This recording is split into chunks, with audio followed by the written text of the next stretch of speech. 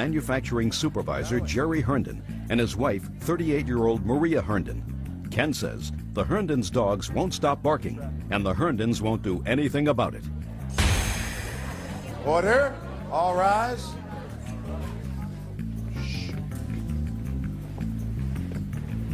Now, this is case number 87 on the calendar, the matter of Zust versus Herndon. Parties have been sworn in, Judge. You may be seated. Folks, have seats. Mr. Zust, you and the defendant are neighbors. Yes, Your Honor. Next door neighbors. Correct. Your complaint is that the Herndons have dogs. How many dogs do they have? 2 dogs. What kind of dogs are they? I am not sure. How big? About 60 pounds, maybe. Each. Each. Your complaint is that for the last 2.5 years, the dogs have impeded your ability to enjoy your home. You can't sleep at night because they're constantly barking. Sure. And this has been the subject of constant stress between the two of you, that the Herndons have received citations for the dogs barking, but it hasn't helped. And finally, as a last resort, you filed this small claims case for harassment. Correct? Sure. And I understand from reading your papers that you have a video. Yes, I do. To show me. Yes, I do. I'd It's like right to here.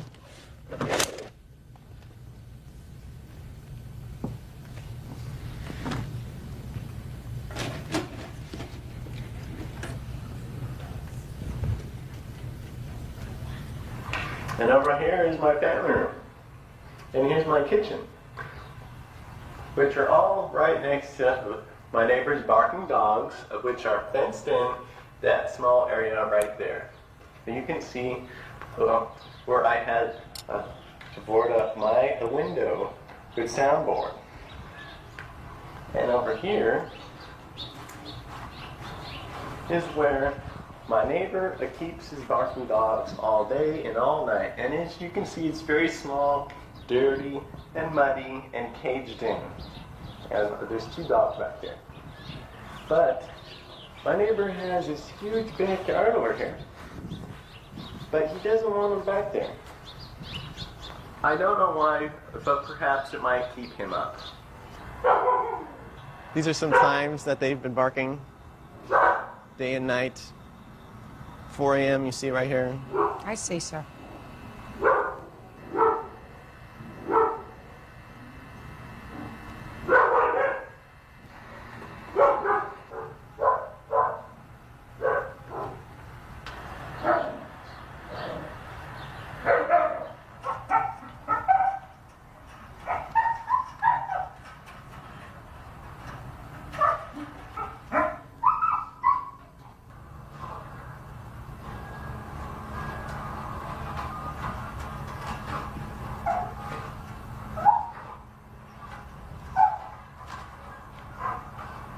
Tenacious little sucker.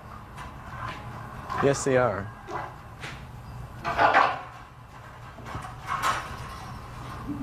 So? Your Honor, in our defense, our dogs don't bark where they are a nuisance. They are dogs, they will bark. They too have big dogs that weigh probably 80 pounds each that bark. At night? At different hours No. of the At day. night? At night, sometimes yes. When they let them out to eat, to do whatever they have to do. Are your dogs out all the time? They're outside dogs, yes. Okay. And we have designated their area to keep them out of the rest of our yard because that's where our kids play. We have 2 little girls, and the other side of our house is all cement, and it's not even half the size of where they are kept now. Let me tell you, because I believe in being honest, you're starting from a very poor position with me today. Because for the last 2 nights, when I got into bed early, about 9 o'clock, because I get up very early to come into court, and there was a barking dog outside. It's a residential area. Couldn't tell where the dog was coming from, where the noise was coming from, because it's pretty dense, and I couldn't see that far down, see where the dog was coming from. But it, for sure, not only annoyed me, but annoyed hundreds of other people, because it was quiet, except for, you know, that muted sound of cars traveling, perhaps, and piercing the silent night air was the sound of this dog, single dog, barking. And it would stop for a couple of minutes, and I would try to fall asleep fast before it started again. And then you can't fall asleep because you're trying to fall asleep quickly. Do you understand? You finally, because you think if you fall asleep, then you won't hear it bark. We understanding each other? Oh, very well. Right? So then you can't fall asleep at all because you're waiting and anticipating the sound of that dog starting to bark again. And I try to prepare for my cases. I had read these cases before I come to work, and I said, I must tell the Herndons when they come that they do not get a judge with a blank slate. You get a judge with a history. Unfortunately for you, my history was the last 2 nights I didn't sleep because of a barking dog. And I said to myself, these people who have that dog are really outrageous. They're outrageous because what they could do is, at night, take their dogs inside because it may not bother them. They have probably become numb to the sound of the dogs barking, but the rest of the community has not become numb to the sound of the dogs barking. So I said to myself, why don't these people take their dogs that are getting excited because somebody may walk by, they may hear a sound someplace, and bring them into the house where they won't bark? And I ask you the same question.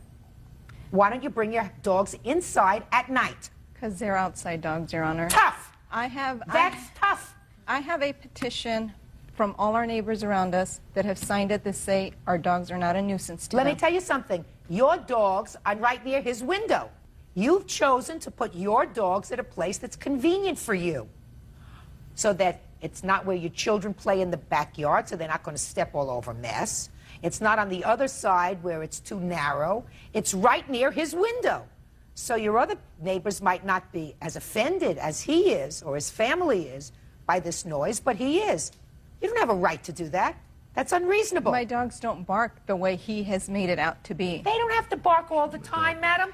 You could be fast asleep, and at midnight, if your dogs are outside and you see a cat running by, they start to bark. That wakes you up. What are you pointing at, sir? Our dog run, which she had flooded out on several different occasions, and we have feel that it's on purpose. So what? It's flooded with 2 inches of water. So what? That's not right. Let me ask you this question, sir. How long have they been asking you to take your dogs in at night? They never asked us to take our dogs in at night. We don't talk to them.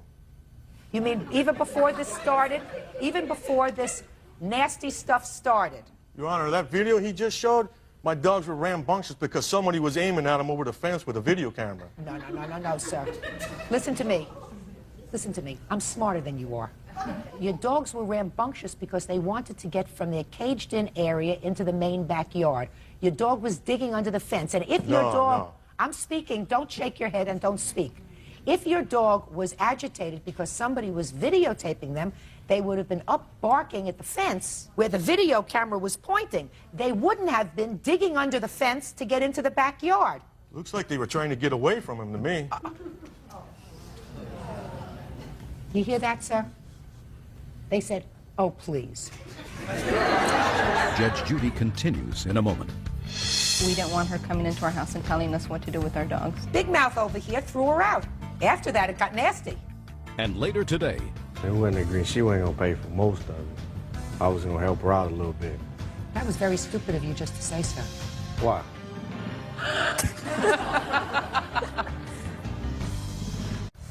real cases, real people. Judge Judy. College student Ken Zust says next-door neighbors Jerry and Maria Herndon won't do anything about their barking dogs. When was the first time that either you or any member of your family spoke to the Herndons about the noise? On January of '98, my mom went over. She Is she talked here to them. today? Yeah, she's right here. Could you step up, please? And Just a minute, she'll tell okay. you. I What went is your over- last name? My last name is Zust. Yes. And I went over and knocked on their door, and they let me in the house.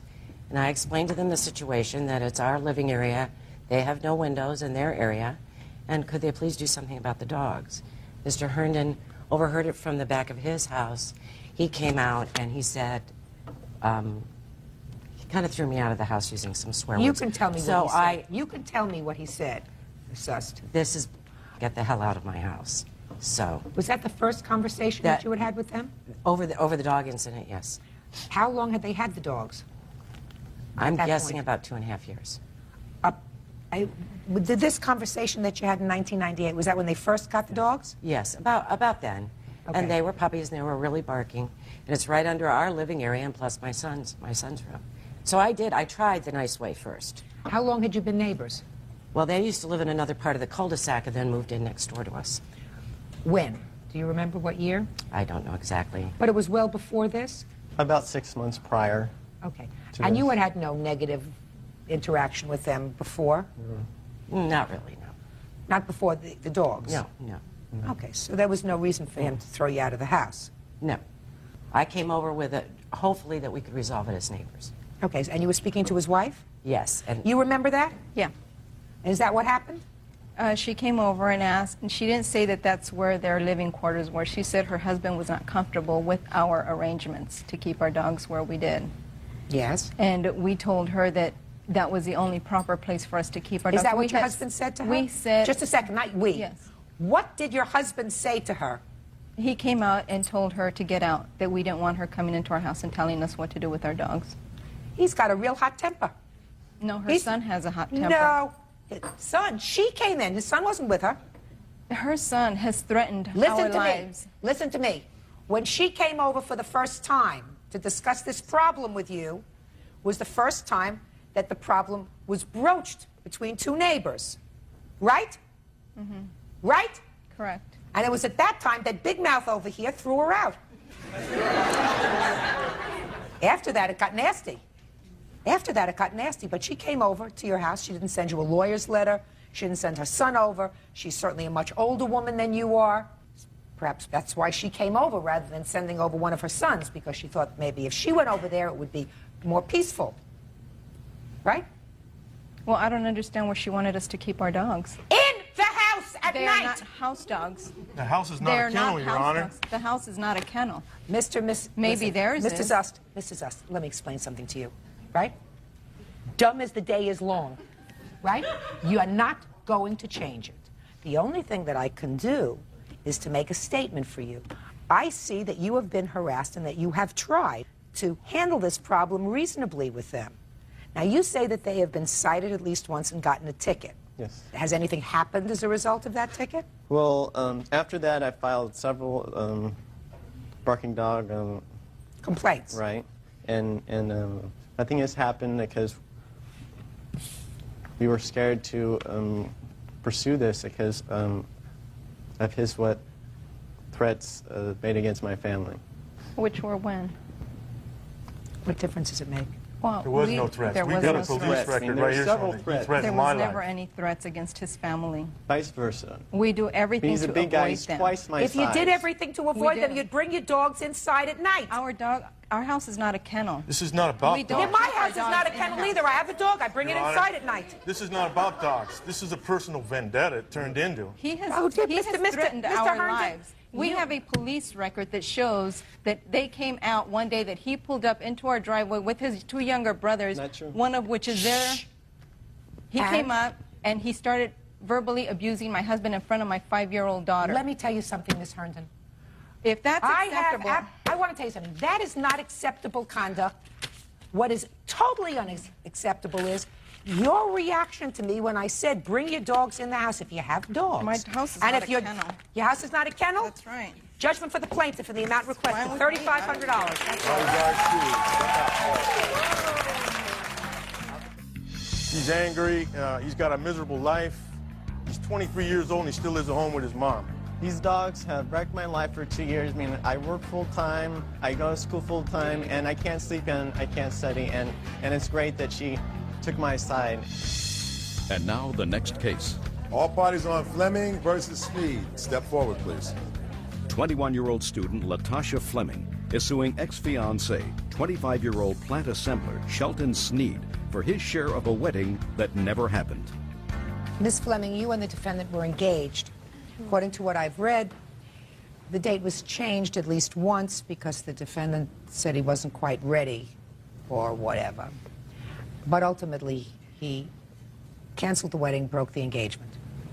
Right. And you want to be reimbursed for all the, at least half of the expenses that you made towards the wedding, right? Yes.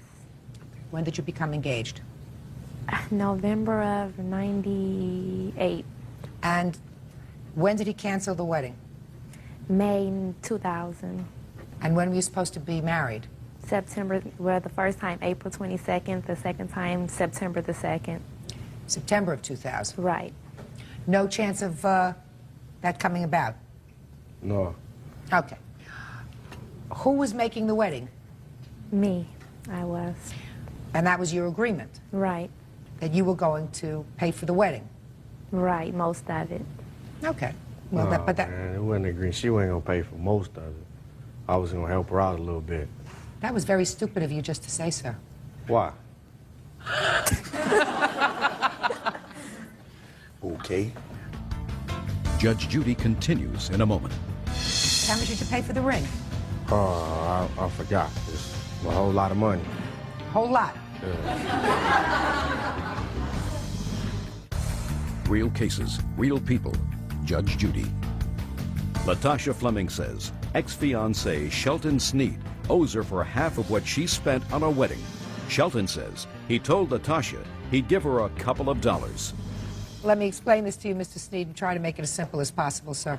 In order for her to be successful in this lawsuit, she has to establish that there was an agreement between the two of you that the wedding would be paid for jointly, that each of you would contribute towards the wedding. If that was not the case, then you would have no liability. She just said that your agreement was that she was supposed to pay for the wedding. And then you sort of volunteered, no, that's not true. Oh. Oh. Oh. I mean, So why don't you tell me? All right, let's go to you, Mr. Sneed. I thought this was going to be a very easy case. Maybe it'll be more difficult. What was your agreement, that you were going to share the expenses for the wedding? no, I was gonna give her a couple of dollars. How much is a couple of dollars? Like $200 or $300. That was it. And you had that agreement with her that you were going to give her $200 or $300. No, I ain't tell her I was gonna give her $200 or $300. I told her I was gonna give her a little bit of money. Did he just make that up? No, he told me he would help me when he could. Well, that's not a contract, Miss Fleming. That is not an agreement. Did he give you an engagement ring? Yes. Do you still have it? Yes. You do? Ooh. Is it a nice ring? Yes. You wearing it? No. Is it a diamond ring? Yes. Why don't you sell it? He's not asking for it back, Right. right? Yes. Perfect. How much did you pay for the ring? I forgot. It's a whole lot of money. A whole lot. Give me a round figure, sir. I don't remember. I don't put a price on stuff like that, so I just did it. Judge Judy continues in a moment. Miss Fleming, going to make this as simple as possible for you, madam. $3,000 is what you're suing for. I assume that you've made expenditures in the amount of $6,000. Correct. You did? Yes. You think the ring is worth $3,000? Yes. So sell the ring. You're not asking for it back, Mr. Sneed, are you? Yeah, I want it back, no? Now was your chance. You didn't file a counterclaim for the ring, sir. Oh, okay. Sell the ring. Pay off the wedding bills. Miss Fleming. Yes. You're very lucky. That's all. Parties, I excuse you, they step out. Judge Judy continues in a moment. I think it didn't go right. 41-year-old hairdresser Kim Reed. Herbert claims he overpaid his child support. Kim is countersuing for attorney's fees. Order.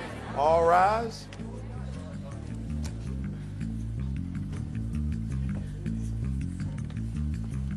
Yeah, this is case number 336 on the calendar, the matter of Biggert versus Reed. Parties have been sworn in, Judge. You may be seated. Sir, have a seat.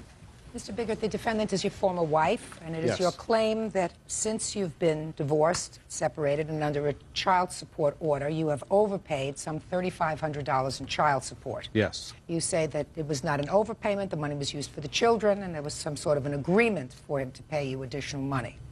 You have a counterclaim for $700 because you say he was ordered to pay $700 in attorney's fees for some sort of a custody proceeding the two of you were involved with, and he did not pay that amount. When were you divorced? 1988. And you have two children? Yes. How old are they? Howard is 18 and Sarah is 16. And what was the child support order? It was approximately $1,200 per month. And during what period of time did you overpay? I'm assuming it was over the whole period because when I received the paperwork from the court, it just said we did an investigation from the time you started paying child support until the end of August. So over a 13-year period? Yes. And you can't definitively say over what period of time you made these overpayments? No. Should have kept better records.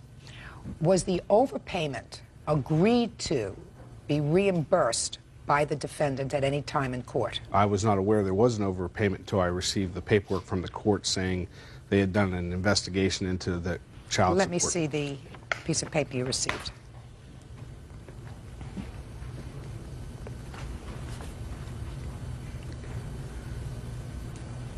At the time you received this order, it indicates that $3,573.85 was overpaid over the course of 13 years. Yes. I'll hear you. All the money that I got was spent on the kids. Were you aware of the fact, Mrs. Reed, that you were being overpaid? Not at the time, no, because the checks always fluctuated. When did you become aware that you were receiving too much money? About a month and a half ago when I got it through the mail. And when did you become aware of the fact, sir, that you had overpaid child support? When I received that notice in the mail from the When court. did you remarry, Mrs. Reed? May of this year. Prior to that, both children lived with you? Yes. And did your former husband see the children regularly? No. Did you see the children? At times, but not. You have a reasonable relationship with your children? Yes. Do either of your children live with you now? I have custody of my daughter, And how old is she? 16. Which she does not live with him. Who does she live with? My second ex-wife. Do you pay child support to your second ex-wife? I reimburse her for any expenses that she incurs for my daughter, or I pay the expenses directly. Under what circumstances did your daughter leave your home? I think it was because I finally got help raising the kids, and I think it was too structured and she didn't like it. Do you work? Oh, yes. I have a beauty salon. Are you under a current child support order for your 16-year-old daughter? No. How come? Well, probably when she went to live with her dad, it was all of a sudden, and I was told she was moving in with her father. 3 weeks later, I find she's living with her stepmother. So I was not very happy about that. And no one's ever requested child support from me. But as my income compared to his income, I don't think there would be much anyways. I'm not so sure. Well, How many children do you have? 5. How many children do you have? 2. I guarantee you if somebody requested child support, you would pay it. Oh, definitely. What kind of income did you have at the time that the children were living with you? It was about $11,000 a year. So it was like all I could do to keep us in the house that we bought together when we were married, but I wanted to keep the kids where they were raised. I want to do a calculation for you, Mr. Biggert. Maybe it will make you feel better. Difference of $3,500 over the 13-year period. Do you know what that comes out to, Mr. Biggert? $22 a month. Yes. Or $5 a week. So nobody got rich on that difference. And quite frankly, I don't feel justified in saying to the defendant, who really didn't know that she had received an overpayment, now you have to come up with $3,500, unless you can tell me that you don't think that she spent that $5 a week, at least in part, on the children. Well, I think, Your Honor, that she's probably spent more than that, and I spent more than that over that 13-year period myself. Right. That's a good thing. Okay. You want to tell me about this counterclaim that you have? Yes, I've got information that he was to pay for our son being custody changed last year. It was ordered that he pay me the amount of $900. $900 for what? The attorney fees for the custody. What happened with that custody proceeding? Well, actually, my son come back to live with us, with LG and I, and the $900 attorney fees, it says here, was to be paid to me to pay my lawyer. And so far, Herb's paid $200 of it, and said he would pay me, or if I paid the other $700, he would deduct it from the $3,500 that I owed, and he would only be suing me for the $2,800. Mm-hmm. And I just didn't feel that was correct. What did you when feel the was court correct? ordered, because I have a court order here stating that he's to pay it. You have a court order that he was to pay $900 for your attorney, and he's got a court order that says that he's supposed to pay so much for child support. He overpaid you in child support. You want me to give more recognition to your order than to his? No. So why should he pay you a penny? Real cases, real people. Judge Judy. Herbert Biggert says ex-wife Kim Reed owes for the return of child support. Herbert claims he overpaid and Kim kept the money. Go ahead. This was supposed to be paid back in January, and it was not paid. I understand. Well, that's your counterclaim. He's what? Your Honor, if I might, you said yourself we were talking about $5 a week over 13 years. Right. But it accumulates to $3,500. Exactly. Right. This court order was basically after the fact as far as paying the attorney fees from a change of custody. Mm-hmm. That's why the countersuit. When was the order? January 9th, 2001. Okay. No, he was still paying child support in January of 2001, sir. Yes. He was still overpaying child support in January of 2001. But we didn't know until now. I understand that. But for you to suggest that I'm going, or anyone would order him to pay you $700 or $900 for your attorney's fees when you have collected $3,500 in excess of this child support award, even over 13 years, is ludicrous. It's ludicrous. Especially, Miss Reed, since, and I don't know all of the facts, but you have a 16-year-old for whom you are paying zero support. Because I was never ordered yet. Miss Reed, if a man said that to me in court, I don't have to pay child support because I was never ordered to pay it, I would wipe up the floor with them. You don't have to be ordered to pay support for a minor child. That's your obligation. That's your obligation as a parent. But I do not have the funds that he has. And doesn't make any difference. But if my daughter needs something, I do go get her and take her. No. You don't have to have the same funds that he has. Child support obligations are supposed to be fair. And you have perhaps less funds than he does, and he has more obligations than you do. You have yourself and your husband, and he's got himself, and he has at least 4 children that he's supporting. One is emancipated, but he has 4 children for whom he pays support, including your daughter, who is no longer living with you. So you should be paying something to his ex-wife every month. To his ex-wife, I would. Well, then you should be, and you don't have to wait for a court order to do that. Well, see, I never understood how all this went. When I had both my children, he paid me. When he had Howard, or one of my children, and I had the other, it just got cut in half, and I didn't have to pay for Howard, so I didn't understand that I really should have to pay for her. And knowing that, I have no problem. I just didn't know. Well, just a minute. I mean, I just want you to think about this. Howard went to live with his father, so he paid you half of what he had been paying. Right. Why should he pay you anything? I don't Why should he pay you anything? Now, you have 1 child, he has 1 child, and you each support the 1 child that you have in your custody. You think it's sort of fair that his child support order was cut in half. To me, you have far fewer obligations. You have a working mate, and if 1 child is living with you and 1 child is living with him, then what you do is you each take care of the child that's living with you. We shouldn't have to pay you a penny. That's fair. I try to be a fair person. In any event, Mr. Biggert, while I am minorly sympathetic with your position, the truth of the matter is, if you never got this piece of paper from child support enforcement, you would not have known that you had overpaid over the course of 13 years an additional $5 a week. Correct? Yes. You would have been able to sleep easier. Yes. Right? Not a big deal. On the other hand, because the money went for your kids. There's no question that if she had an extra $5 a week, she didn't go out and buy herself a sable coat. That be a fair statement? Yes. All right. On the other hand, it is the height of chutzpah. You know chutzpah? I know chutzpah. To suggest that I'm going to give you any part of your counterclaim after you have been enriched over the course of 13 years, the amount of $3,500. So your counterclaim is dismissed, your lawsuit is dismissed. Go, be nice parents to your children, don't fight anymore, and try to be happy. Thank you, Your Honor. Parties are excused. You may step out. Thank you. When the court determined that I had overpaid, and I thought it was fair to receive the money back. I spent it on the children. And now the next case. All parties in the matter of Aikman versus Ward. Step forward, please. 29-year-old store manager Christine Aikman is suing her ex-fiancé, 34-year-old auto mechanic James Ward, for the return of her belongings. James says she gave him the belongings in exchange for a car. Miss Aikman, how long did you and the defendant live together? 6 years. When did you separate? We actually separated shortly after Christmas of last year. And according to your complaint, when he left, he took some property that was yours? Correct. And that he owes you for some rent? Mm-hmm. And Mr. Ward says he doesn't owe you anything for rent, and that the things that he took it was a trade-off with a car that you had together. That you took the car, and that was the agreement that he would be able to take certain property. All right, so I have a few questions. When you lived together for this 6-year period, how did you handle the finances, Ms. Aikman? With his paychecks, he'd take care of rent, other little things.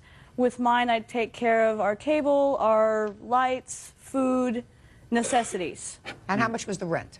$5.95 plus gas. And when you had to buy things for the house, how did you do that? It would just depend on what money was where, what was left. So tell me about these things that you say that he took that belonged to you. What did he take? He took an antique bed that was given to me by my grandfather.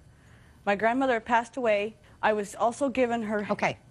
So a bed that was a gift to you. Right. From your grandmother. Justice. Sure. Let's deal with one thing at a time, please. An antique bed that was a gift to you, not purchased, it was a gift to you. All right, Mr. Ward, let's deal with the bed. You took the bed. All I have is a box spring and a frame, and it was given to both of us by her grandfather. When you say her a box... mattress, I left the mattress. I'm not talking about the mattress. The bed itself, Just a steel frame and 2 box springs is all Not the a original headboard, bed. it doesn't Not have a headboard? No headboard, no nothing. Is that right? Yes, it is. Give me a break. What kind of an antique frame? I never heard of an antique frame. I heard of an old frame, but I never heard of an antique frame. She's had it forever. Oh, Miss Aikman, give me a break. Move on. What's next? All right. I also have a 27-inch color TV. Now, where did the 27-inch color TV come from? I purchased it with my tax refund about 4 years prior. 4 years ago while you were still together? Yes. While you were sharing your money? Correct. Okay. What's next? There's also the antique, or the quilt that my grandmother handmade that I cannot replace. Quilt? Where's the quilt? It's not an antique, it's store-bought.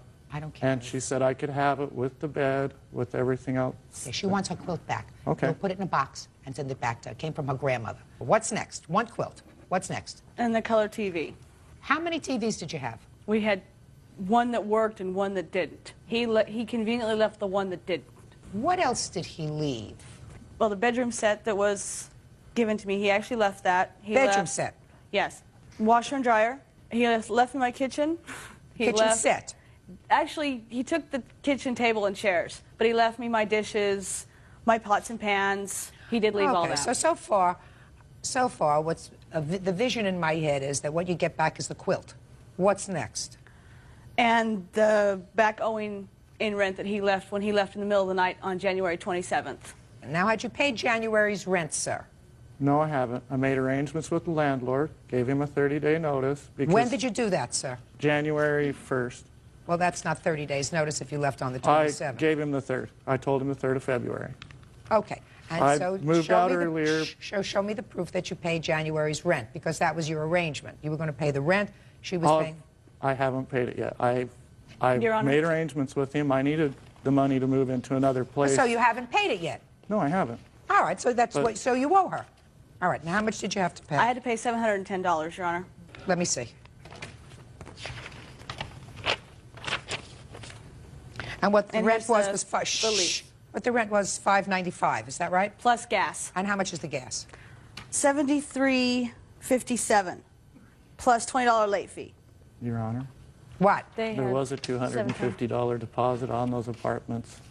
Okay. That I should at least be entitled to discount half of that. They were only going to give back $100 for cleaning since they left it trashed. Who left it trashed?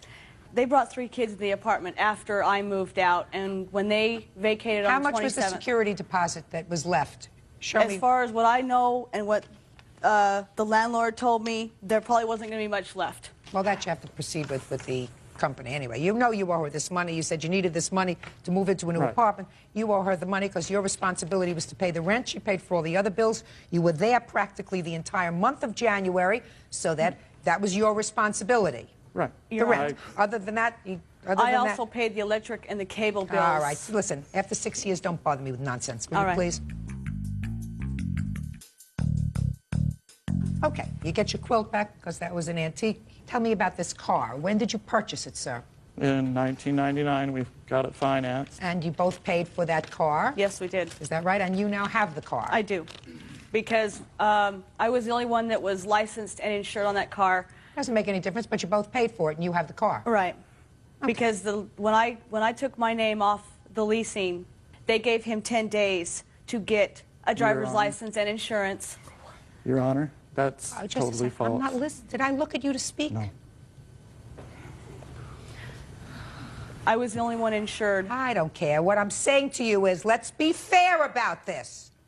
You had a car that you drove as a couple for 2 years. Correct. You each paid a portion of what it took to maintain that car and to pay it off to finance it. Correct. Is that right? I'm still paying it off. Yes. Well, that's fine, but during the time you were both paying for it. Correct. You now have the car. You're getting the benefit of some of his payments for the car. Is that right? That's right. So why should he give you the last month's rent?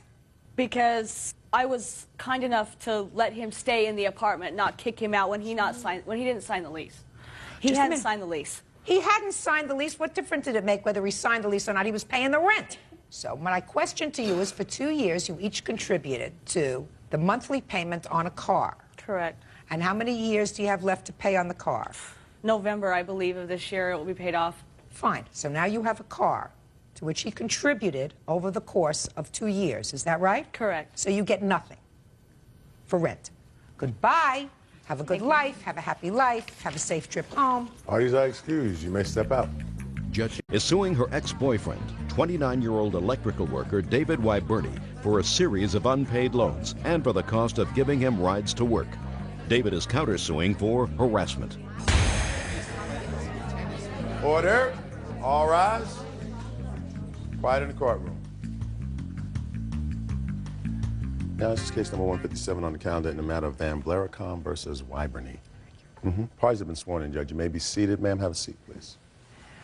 Ms. Van Blaricom, it is your claim that you made a series of small loans to the defendant over a 4-month period, and in addition, you want him to reimburse you for expenses when you were driving him from a halfway house where he was semi-incarcerated to his job when he was on probation. He says that you were friends, that there were never any loans, and he is counterclaiming because he says that when he finished his stint in the halfway house and went back to his girlfriend, you began a series of harassing phone calls, visits, etc., and he's counterclaiming in the amount of $3,500 for that harassment.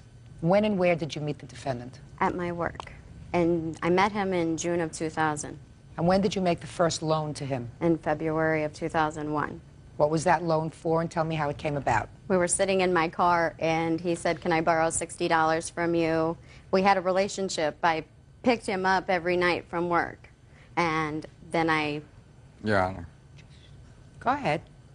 And we also met for lunch every day, and he needed some items. And when was that? On February what?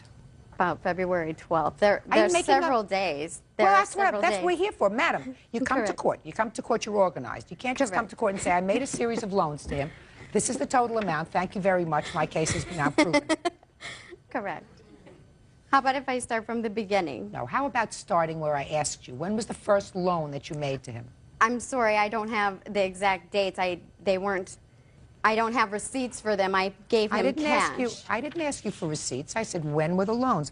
Correct. I read your complaint very carefully, and you said, when our relationship started, I began writing about it in my journal. I'd write about the normal stuff you write about, including the items that I loaned him. Correct. So you say you have a journal. Okay. Correct, I do. On March 9th, I loaned him $60. Just a second. What happened to February? February comes before March. Okay, I'm so sorry. February 6th. He just asked if he could borrow that money to get his car registered. I loaned him $73. So it's not 60, it's 73. Correct. On March. Just a second. Can I see the journal, please? Sure. Would it be fair to say, madam, that Yes, you sir. have no independent recollection of any specific amounts that you gave to him or the circumstances surrounding giving him that money, other than this journal? Would that be fair to say? That would be fair to say. I'm just looking through. I'm not reading a diary. I'm looking at what you've highlighted. What you've highlighted Most of it is I just picked him up from work and brought him a pair of Nike pants, but there isn't anything in here that I see so far that talks about, here's one, that looks like March 16th. He borrowed $15. Other than the $15 in the text of your diary, is there any other amount in the text of your diary? That's all. I wrote it at the back of my journal. Well, I see what you wrote in the back of your diary. You said, Dave owes me. And then it has the date. Some of them has the date by them. There's 3/19 and... 3/16 was $15, and on 3/19, $7 for junk. And the rest of them, $3 for cigarettes, another $3 for cigarettes, $20 for cigarettes. And driver's license and registration. Madam, there is a difference between giving somebody money and making a loan. When you make a loan, you give somebody money, you anticipate that money being returned, you make a payment plan with them, you say, when are you going to return the money? We did have a payment plan. What was the payment plan? He was going to pay me $20 a week when he got out. I'll pay you back. Just keep track of it, and I'll pay you back. Does that sound familiar to you? No, Your Honor, it doesn't. Anything sound familiar to you so far? No, because does the fact that she would give you money periodically for little odds and ends, does that sound familiar to you? Yes. Okay. So she did give you money. Not a large amount of money. I mean, the whole thing doesn't come to very, very much. It comes to, according to her journal, $288, right? It could be. I didn't keep track of it. Well, did you tell her to keep track? Did I tell her to? Yeah. No, I didn't. She knew... Don't tell me what she knew. What she knew goes to the operation of her mind. You took money from her. Correct. Why? She was giving it. Well, she wasn't giving it unless you asked her. But I need $3 for cigarettes, I need 3 payments, okay. I need to register my car, I need my driver's license. There was no arrangement to pay any of it back. None. Why? Because she knew the situation I was in. I didn't have any money. What started as a friendship, Your Honor, turned into a fatal attraction. Listen to me. I ain't interested. I'm interested in money. You were in a halfway house because you had been arrested. You had been arrested and convicted, and you were serving time in a halfway house. Correct. She was schlepping you to and from the halfway house to your job because you had no means of transportation because you had a suspended license. So far, is that correct? Once in a while. Once in a while. It's a lot more than once in a while because I have her diary. That she was doing. That doesn't mean she gets paid for that. Anybody can write anything. Nah, that's what she... Listen, she took you back and forth. She had conversations with you. That doesn't mean she's going to get any money. Because I don't know if you had an arrangement with regard to paying any of the expenses on the car. You have $288 in cash that you say you gave him, but you're suing him for $950, and the rest of it you claim were miscellaneous expenses, like... Gas. Well, Just gas for the car. What arrangement did you have with him? The same. It was just the same. No, I don't believe you. I don't believe that. Real cases, real people. Judge Judy. Shauna Van Blaricom says ex-boyfriend David Wyberny owes for loans and rides to work. David says Shauna is a fatal attraction. I believe you liked him, and you picked him up. You drove him where he had to go, but I don't believe that there was any of an arrangement for you to be reimbursed for your gas and your mileage and the wear and tear on your car. Don't believe it. Okay, let me get to the counterclaim. You have a counterclaim for harassment, which far exceeds her claim. You want to tell me about it? Well, like I said before, what started as a friendship... Don't tell me what you think it became, sir. Tell me when it started. Shortly after I left the RCF. What's RCF? Residential Corrections Facility. When was that? In May. And had you been seeing her up until that time? Off and on as friends. Okay. But she would pick you up, drop you off, occasionally give you cigarette money, then you get out of the RCF. Correct. And? I quit talking with her because things got a little deeper. She wanted more, and I couldn't give her more. Well, if you quit speaking to her, you quit speaking to her immediately when you left RCF? Yeah. Where did you go to live? At my house. Who else lives there? My girlfriend. So you went back to your girlfriend immediately? Right. So the plaintiff had served her purpose? I guess, yeah. I mean, I went home on the weekends, too, so it wasn't... I was only down at the RCF during the week. Did you tell her that you were going back to your girlfriend on the weekends when you weren't there? Yes, she knew I had a girlfriend. No, don't tell me what she knew. Yes, I told her that. That you were going back to your girlfriend on the weekends. Did you know that? Yes, I did. He told me that he was leaving her and after he received some papers because he owed her money. And when he got those papers that he had paid her off, that he was going to be with me and move in with me. What kind of papers? It was from a car dealership he had to pay. You the girlfriend? It's in this Yes, I am. Step up. Tell me your last name. Stalin. Stalin, what kind of money did he owe you? He had written a check out on my account for a down payment of a truck. Yes. And he had been paying it back, but there was no deal to have it paid back. Just a second. He wrote a check out on your account? Mm-hmm. And he forged your name? Yes. Thank you. Sit down. So he told you once he got that debt paid off so that she wouldn't prosecute him, he would leave her and come back to you. Well, there's some substance to that story, sir, because your girlfriend seems to acknowledge that you forged her name to a check. So that's not a story that the plaintiff is making up out of whole cloth. But you got taken. You got had. I know. So that's not a lawsuit. You chalk that up to, I got had. Next time I'm going to, if I have to pick somebody up at a halfway house and drive them to their job, that should be my first clue that this wasn't what my mother had in mind when she said Prince Charming is coming along. Do you understand that? I do. Okay. All right. So now let's hear about the continued harassment after you went back to your girlfriend. She would call our phone and hang up. I have police reports here. Mm-hmm. I'd like to see them, please. Of 2 incidents. I'd like to see them. And in one of them, the officer advised us to get a restraining order against her because it was getting out of hand. She also called my girlfriend's work. It was harassing her at work to the point where she was trying to get my girlfriend fired from her job and causing problems with my girlfriend's employer. You lied to the detective who took your initial report, sir. Is that right? It wasn't a detective. It was a police officer. You lied to the police officer who took your initial report. Is that right? Right. Okay. So let me gather what's been going on. The plaintiff called you several times at your job.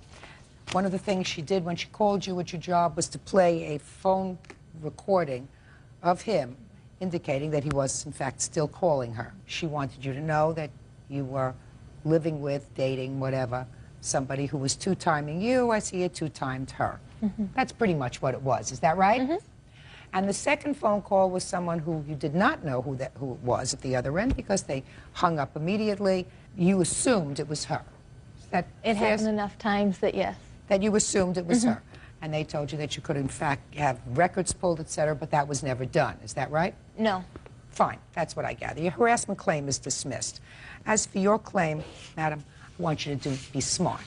Chalk it up to experience. Chalk it up to experience. She's with him now. I understand You that. have to say, good luck. That's right.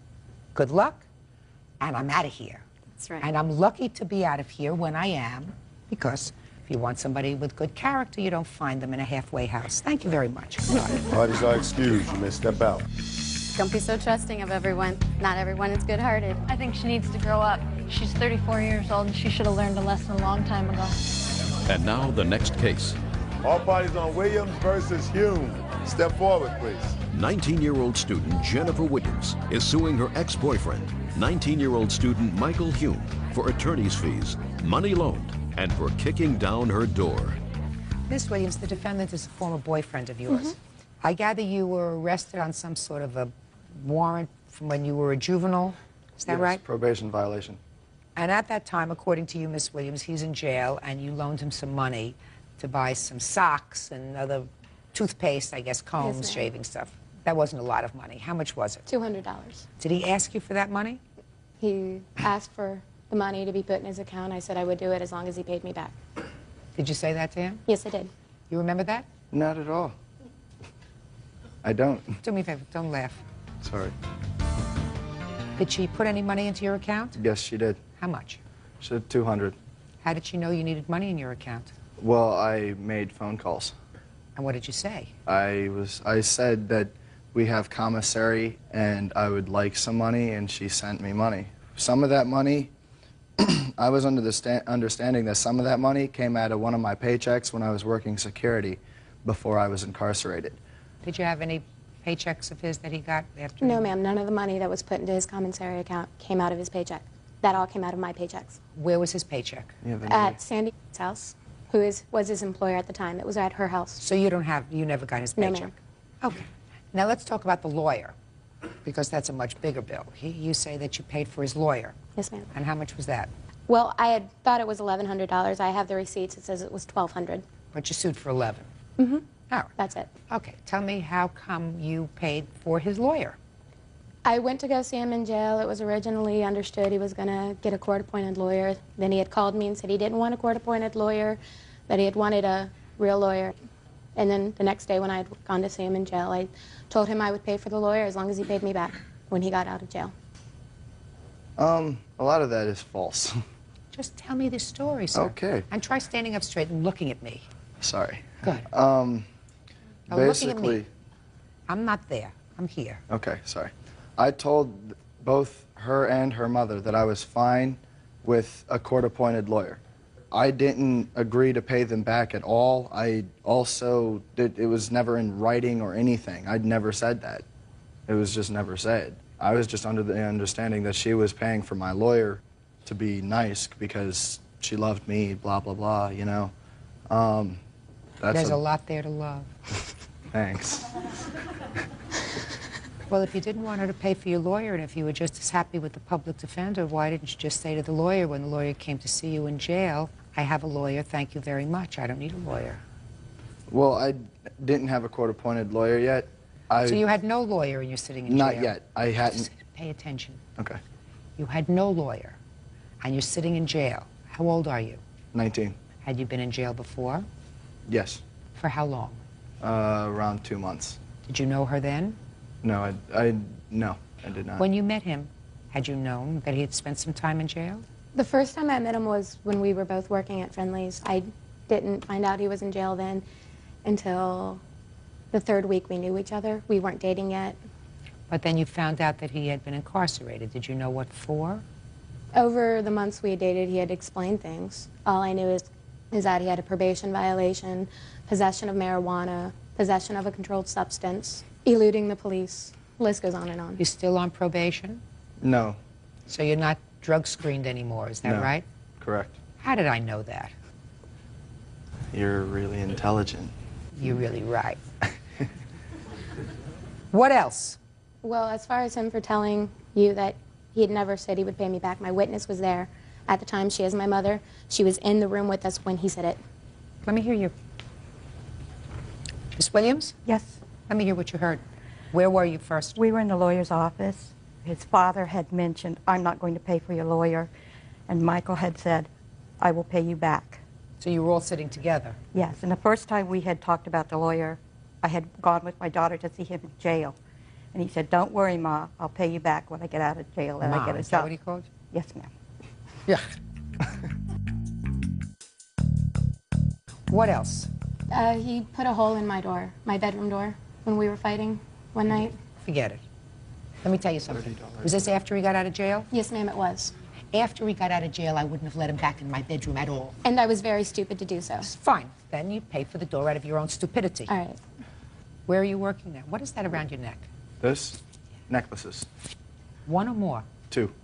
What are they made out of? Just aluminum and metal. Where are you working now? Right now, I'm actually not working. I'm applying, though, at various jobs. Who are you living with? I'm living with my friend. This friend? No, not this friend. What kind of friend? He restores cars. What else does he do? Does he sell? Is he a business person? No, not at all. Does he sell anything No. other than restoring cars? No, No. People want him to sell his car, but he won't do it. I wasn't talking about cars necessarily. Judgment for the plaintiff in the amount of $1,300, that's all. Parties are excused. Instruction supervisor Willie Jackson for an assault. Willie says Sharita tried to run him over with her car. Come to order. All rise.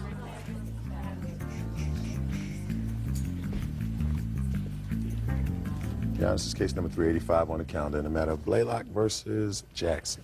Parties have been sworn in, Judge. You may be seated. Miss Blaylock, according to your complaint, you were driving your car. The defendant was a pedestrian. Did you know him from before this incident? No, I didn't. Had you ever seen him before? No, I didn't. You were driving your car. According to you, the defendant came up to your car, broke your car window, causing glass to go in your face. You want him to pay for the car window as well as for a rental car that you had to rent while your car was being fixed. Yes, ma'am. Okay, and where did this happen? On the north side of town in Jacksonville, Florida. Tell me what kind of roadway that is. Is it a 2-lane roadway? Is it 4 lanes? It's a 2-lane road in a residential area. 1 lane in each direction? Yes. Go ahead. Okay, basically I was going down the road, and it's like a 30-mile-per-hour road. So I was driving, and I saw him approaching, coming across the street. And he really wasn't paying attention, so I kind of slowed down. I tooted my horn, and I pointed, you know, to the direction of the sidewalk, like requesting him to go to the sidewalk. So he said something, but I really couldn't hear him because my windows was up. So he kept walking or whatever in front of my car. What do you mean he kept walking in front of your car? Was he going from one side of the street to the other? He was steadily walking ahead. He began to walk ahead. You mean in the street where the cars go? Yes. So was he walking in the same direction you were? Yes. So he's walking in the same direction you were, but he's walking in the street where the single lane of cars going in one direction had to go, and he was walking. Okay. How much in the street was he? I guess 3 to 4 feet in the street.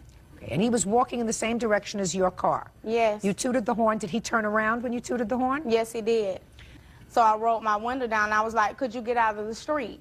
So he began to curse, and I'm a pedestrian, I don't have to move, or whatever other words he was saying. But I was saying, well, you still need to get out of the street. So it was a verbal, you know, confrontation. So then a school bus came. So the school bus, because I was going to go around him instead of driving my car on the side, you know, on the sidewalk and the grass, the school bus came. So the school bus stopped. The kids got off of the bus, so that he was still in the middle of the street doing this process. So then kids began to walk through. He was still acting irate and cursing. So then that made where I couldn't even go around because the kids had came to a complete stop watching him. So I was, after the kids that were walking, you know, towards the apartment complex, after that area was clear, I was going to go in the grass and go around him. So I rolled my window back up. I rolled to the side. He began to approach my car. So I couldn't just speed, you know, in that area because of the kids that were walking, and he was up to my car cursing. But as he is cursing, I'm not even really looking at him. I'm trying to hurry up and get away from him, but I didn't want to hit a child. All of a sudden, he bust my window with his hand. Which window did he bust? He bust my driver's side window. So I grabbed my cellular phone. I said, now I'm calling the police. So he was cursing. So after, you know, everything was clear, I just went ahead and went, you know, blowed my horn, move, and I went because I didn't want him to further put his hands on me. As I turned the corner, I was calling the police, but the police was already coming. I flagged him down and told him that a person I didn't know had just struck my window, broke it, and struck me. When the police followed me back to the complex, Mr. Jackson was nowhere in sight.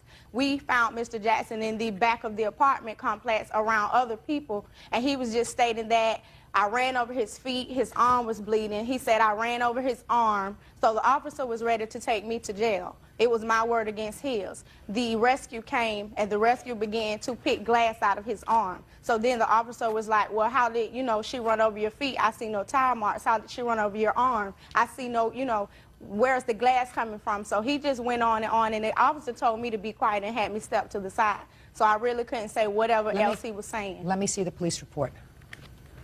You were not cited, Miss Blaylock, is that right? Both of us were giving, in my city, we get yellow cards to go downtown to the state attorney's office. At the beginning, I was given the card because I was the suspect, but after the rescue came and was picking glass out of his arm, he became a suspect also. But nothing happened with either one of those cards? Yes. What happened with it? Okay. I went to the state attorney's office to file my complaint because I didn't know him. And, you know, I just wanted to feel safe. I didn't know this man. I don't know, you know, what type of person he was. Okay, we had mediation. He made threats during the mediation, stated to me that he was going to sue me, made other threats stating that when he got through with me, I would be nobody, I would be nothing. So what happened with that mediation? Okay, they closed the mediation because he was very irate, and the person that was doing the mediation was like an older type senior citizen type person, and he was hollering too much, and the man couldn't speak over him, so we were supposed to be back down there. I received letters in the mail that he was suing me from my insurance company, and then I had Do you have a lawsuit pending against her? I have the paperwork Just a right second. here. I'd like to see that too. So you don't have a lawsuit pending against her? ma'am. Did you file a claim with her insurance? I had not filed a formal claim with her insurance company. What I had done was I had consulted a lawyer who put in a request to her insurance company about this situation at hand, and that's as far as it went.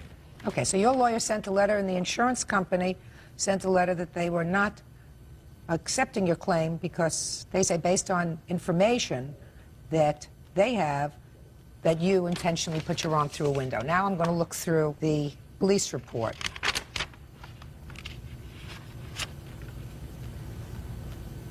Okay. Let me hear your version of these events, Mr. Jackson.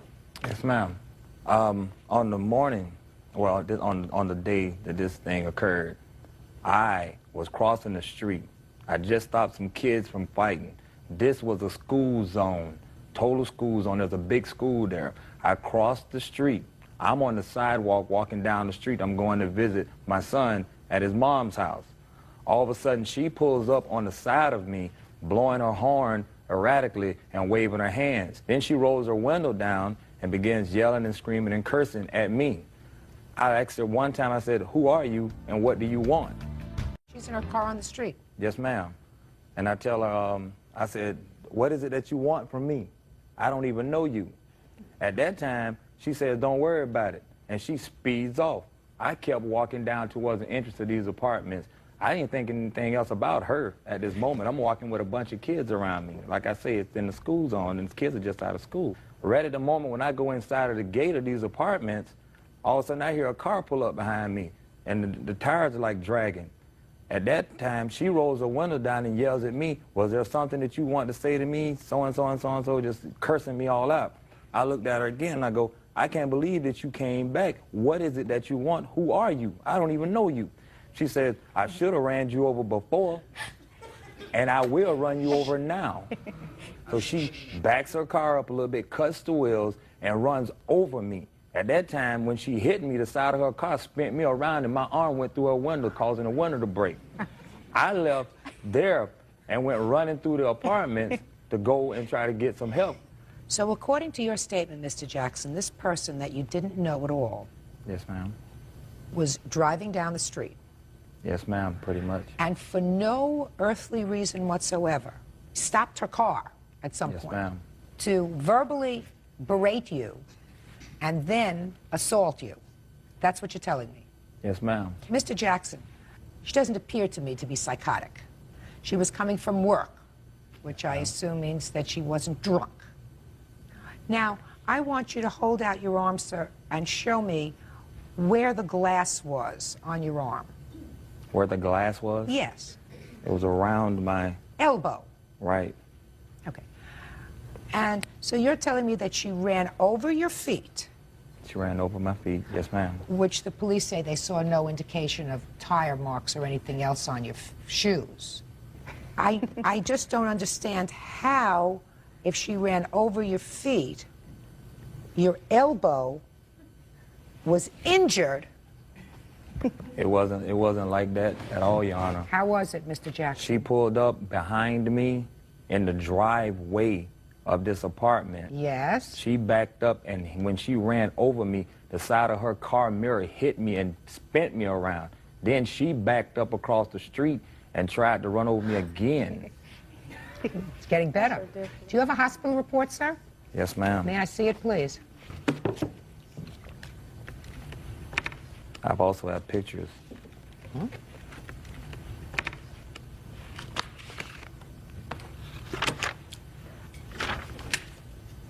I'm looking through these papers because you say that you were hit on the side by her mirror. There is no indication in the hospital chart of any bruise on your side, sir. They didn't have any bruises on my feet either, Your Honor. That's right, But they I didn't. still got ran over by them. I'm telling you, they have absolutely no bruises on your feet None whatsoever. They gave me x-rays at the hospital stating that none of my bones were broken, but my feet were swollen. Oh, let's see if they say that. Did they say that anywhere in the hospital records? They got it documented Let's on see. The laceration was in your elbow. Yes, ma'am. I don't see anything about swollen feet. Didn't say you could... It should be in there. Well, I don't see it, sir.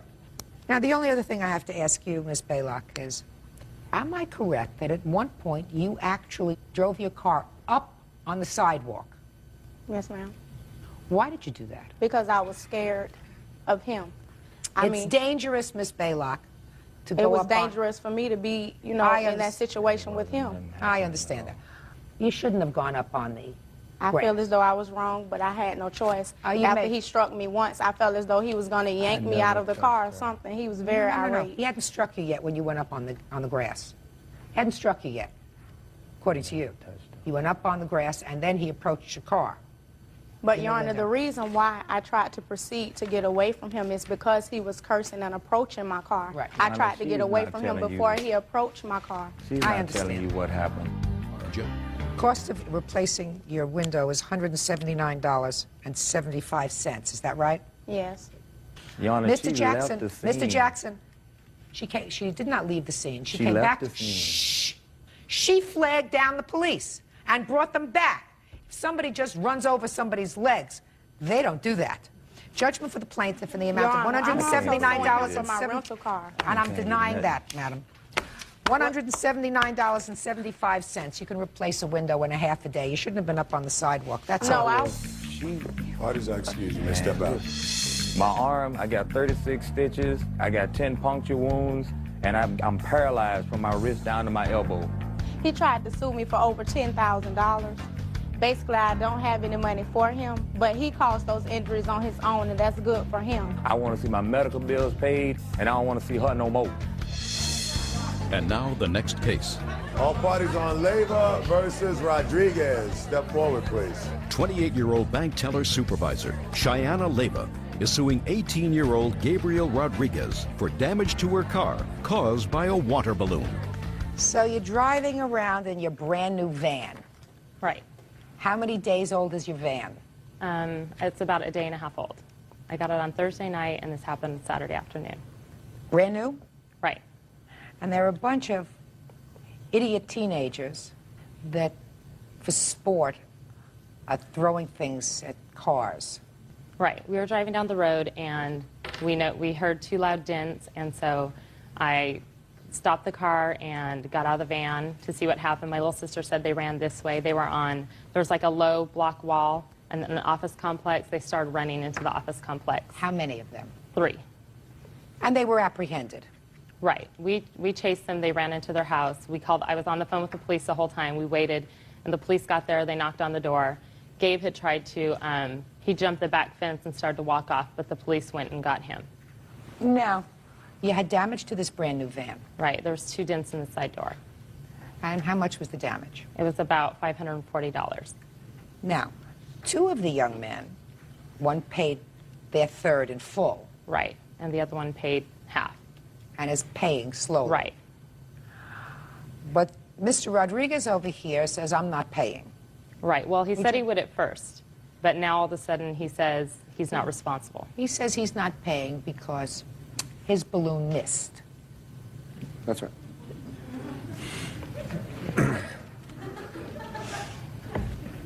And there were only 2 dents in the car.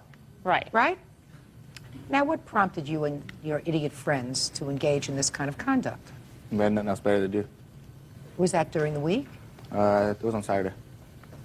You had nothing to do on Saturday? No, man. How'd you get a job? Should do that. What were you throwing? We were throwing water balloons at each other for the day. And then we got tired of throwing them, so then we just lost them over the wall when we saw the car, and we hit the car.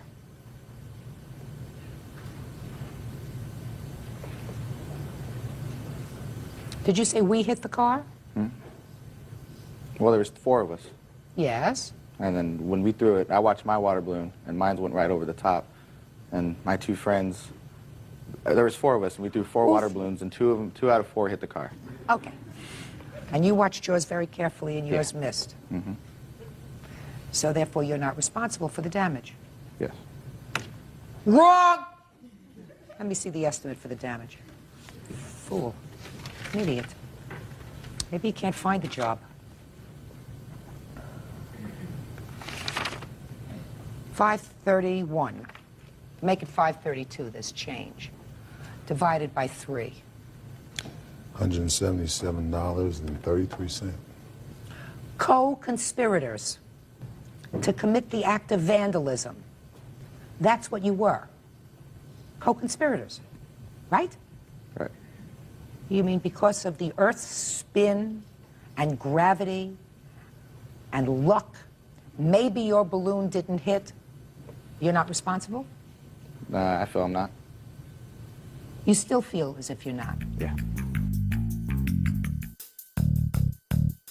Were you alone? No, I had my little sister with me who's 13, my husband, and my baby, my 8-month-old baby, and my 4-year-old daughter. So let's say, Mr. Rodriguez, that all you idiots threw your balloons over, a couple of them hit, the plaintiff swerves, hits a wall, and her baby is severely injured. Would you be responsible? Yes. Why do you think you'd be responsible if your balloon didn't hit? Because I helped doing it. Right. Judgment for the plaintiff in the amount of $177.33. I just wanted him to see. Right. That's why I was so mad. Right. He may still not see. Probably but maybe not. he does. Fool. Yeah, definitely. 18-year-old fool, not 6 years old. Right. Throwing water balloons. 18 years old. Electrician Richard Girton. Belinda says Richard sold their 17-year-old daughter's bedroom furniture. Richard says he did it because their daughter owes for a $400 phone bill. Order. All rise. Yeah, this is case number 18 on the calendar in the matter of Macias versus Girton. Parties have been sworn in, Judge. You may be seated. Ma'am, have a seat. Folks. Mrs. Macias, how long have you been divorced? Since August of 1985. And you have how many children together? 1. That's this young lady, I assume, right here. Yes. Tell me your first name. Chantel. How old are you? 17. Chantel, do you think you've been an easy teenager? I've had my ups and downs, but I really wasn't a bad teenager, no. But ups and downs. Yeah, ups and downs, of course. This lawsuit is about a time that you were living with your father. Yes. You had lived with your father once before when you were younger, and then you lived with your mother, and then you ran away, and you lived with somebody else, and then ultimately you ended up with your father for a while. Yes. And that didn't work out, No, Your Honor. and you left. Yes, I did. He was never there because he had to And work you all left. the time. I'm serious. Your father says that when you left him a $400 long-distance phone bill, and he sold the bedroom furniture to pay for the phone bill, right? That's correct. So I have a couple of questions. Who bought the bedroom furniture? I did, Your Honor. When? It was September 3rd of close to 2 years ago, a year and a half ago. I drove up to Seattle and helped my ex move some things out of storage that she had in storage, and some of the items that were in there was a bedroom suite that did belong to my daughter, and That was purchased by your former wife. correct. And I brought it back to Portland and to my house, and I set her up in a bedroom there. Great. And how long did your daughter live with you? She moved in last May, and she stayed with me until the 29th of February of this year, Your Honor. What happened in February? Well, it was kind of a long road from May to February. I tried to... Okay, let's keep it a very short road. Okay. The short road is things weren't working out? yeah, there were some frustrations, difficulties, discipline problems. Okay. Did you ask her to leave, or did she leave on her own? She left on her own, Your Honor. Tell me about it. I came home Tuesday from work, and there was a car parked in my driveway, Idaho license plates on it. I had no idea who owned the car. All I know that it was from Idaho. When I came into the house, I just went to see where my daughter was, and she was sound asleep on her bed downstairs, and there was this other person wandering through my house at that time. The other person was of the male or female That was persuasion? female, Your Honor. I don't know her approximate age, but I imagine 17, 18, 19, something like that. Okay. At that time, that kind of really agitated me because we'd been going through this. I'd asked my daughter repeatedly not to bring people over unless I had a chance to meet them, and if I approved them of them, then it was fine, but she just disregarded that and just did as she pleased. I went upstairs and I found that there was some liquor taken out of my cupboard upstairs, and I confronted my daughter with it, and at that time she said to me, "It's not my problem, it's no big deal. It's my problem." And at that point, I just got kind of really frustrated, and I told her, I said, "Chantel, I think what we need to do here is I'm going to come home tomorrow. I'm going to put you on the bus, send you back up to your mom for a couple of days. I want to kind of sort things out here as what we can do because things aren't going very good here right now." At that point, when I told her what I was going to do, she just blew up and started ranting and raving and cursing at me. And she left with a friend, or that person that was there. And Okay, so you told her that you were going to send her back to her mom's for a while, but she just left with the friend that's correct, in the Your car Honor. from Idaho. Yes. Where did you go when you left with your friend from Idaho? I had went to my boyfriend's house, and I stayed the night. Boyfriend? Yeah, This- my boyfriend Sean Sean. Kelly. And How long did you stay at his house? 2 nights. Did anybody know where you were? Did Did you call your mom? Yeah, I tried to call her. I did call her. Try. No. Actually, Did you- I did call her, but I Did didn't you get speak to to talk her? to her. No. So nobody knew where you were. Your mother or your father didn't know where you were at the time? No. Okay. So after 2 nights at your boyfriend's house, where did you go? I went to my mother's house, Who drove you there? Bristol. The girl that you were with? Yes, Your Honor. Okay. And when for the first time did you ask your dad for your furniture back?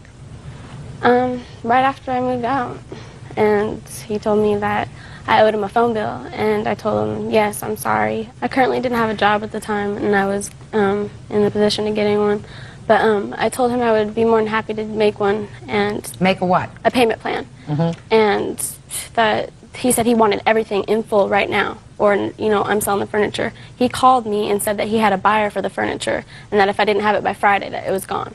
And me and my mother, we drove down there the following weekend and to go get the furniture, and we popped in as a surprise, and he said that he had sold it. So Popped in as a surprise? Yeah, like, so we didn't let him know we were coming, so he couldn't, like, we caught him off guard, you know. And so he said that he had sold the furniture. Mr. Girton, let me tell you what your problems are, sir. Teenagers very often have very expensive phone bills. It's nice if teenagers pay them, but you can't set off her phone bill against furniture that you neither bought nor paid for. Her mother bought the furniture. Now, if you said to me, I sold the furniture was there in my house for my daughter to use when she was living with me, she's no longer living with me, I sold it, I would say you're absolutely right. But you got the furniture from her mother. You can't sell that furniture. And you can't sue your daughter for a phone bill because she's a minor. I know a lot of teenagers. $400 for a phone bill is a lot of money. Sometimes I would have had a big smiley on my face if the phone bill was only $400. You got it? Mm-hmm. Seems to me that the two of you should be working together, even though you're not married anymore, because your daughter seems to be running the show. You understand? You couldn't have thought that your former husband was such a bad guy if you said you try to take care of her for a while because she's beyond me. Judge Judy continues in a moment. That's what happens with teenagers, especially teenagers who are the children of divorce. Sometimes they like their mothers, sometimes they like their fathers, but they will always use one against the other. And later today, I put shaving cream on the side of her garage. Why? I was retaliating. So far, you're honest. I give you that. Dumb, but honest. real cases, real people. Judge Judy.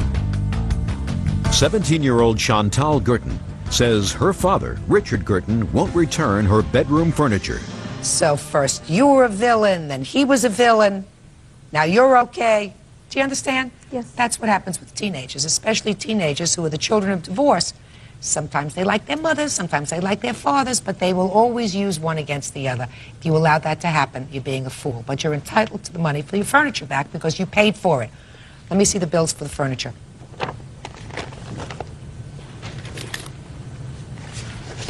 Chantel, are you going to school? Yeah, That suggests to me that that's not a quick yes. I'll be starting in next month. All right, so you see, the answer is no, you are not going to school. Are you working? No. So you're 17 and a half years old, you're neither working or going to school. Where's the boyfriend? How close does he live to you? He lives with his friend next to me in Everett. You live with a friend? Yeah. Not yet. Yes. Yes. Button up your shirt. Nice. If you come to court, don't show me your undershirt. Do you work? Yes, I work. For whom? A roofing company. Hmm? A roofing company. How old are you? I'm 20. Well, how much did you pay? $23.93? Yes, Your Honor. $23.93. And what is this for? Is this the same agreement? There's one for the stereo mount, balance owing. And the what's other the for balance bedroom. owing on the stereo? $1,300 plus tax. What'd you do with the stereo? I sold it, Your Honor. It's $36.93. That's what it comes to. Bedroom set and the stereo. How much did you sell it for? $450. It's going to cost you $36.93 to replace it. Judgment for the plaintiff, that's all. Parties are excused. You may step out. She's done numerous things in the past where she hasn't been accountable, and my only intent was trying to make her become accountable for some of the things she did. I really did want to get to know my father and become close with him, but that didn't happen. And I'm hoping someday maybe there could be a chance. Hey, sweetie. And now the next case. All parties on Radford versus Talbot. Step forward, please. 41-year-old Valerie Radford is suing her neighbors, Dwayne Talbot, his wife Terry, and their daughter, 16-year-old Ashley. Valerie says Ashley vandalized her garage with shaving cream. Are you the daughter? Yes. You're the daughter who did the damage? Yes. Are you their neighbor? Yes. Father? Yes. Mother? Yes. Who are you? Insurance broker. Sit down, please. Shh. What kind of damage did you do to the plaintiff's house? I put shaving cream on the side of her garage. Why? I was retaliating because her son threatened my brother. What did the side of her garage have to do with that? Well, I just got it with shaving cream. Now, what did putting shaving cream on the side of her house, is the garage attached to the house? Yes. What did that have to do with this childhood squabble? Well, I wasn't going to use eggs because eggs damage too much, and so I was just like... What were you going to do anything for? Because I was retaliating from what her son said to my brother. Well, that's pretty stupid. Yeah. When did you do that? It'll be a year in June. Did she catch you doing it? Yes. Did you do it during the day or at night? Night. Did you expect to be caught? No. So far, you're honest. I give you that. Dumb, but honest. Yes. And your lawsuit is to be compensated for the damage that was done. Yes. To the side of your house. Yes. Do you have photographs of the house? Yes, I do. And it's not just the garage, it's the stucco. And that's the problem. It can't be removed from the stucco. Thank you.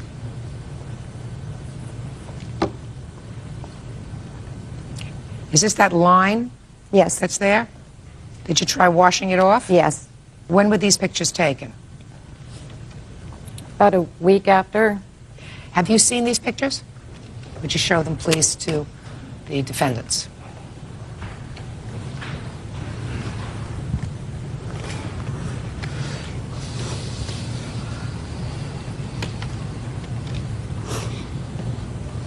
So did you get estimates to paint Yes, I did. I have stucco? 3. Can I see them, please?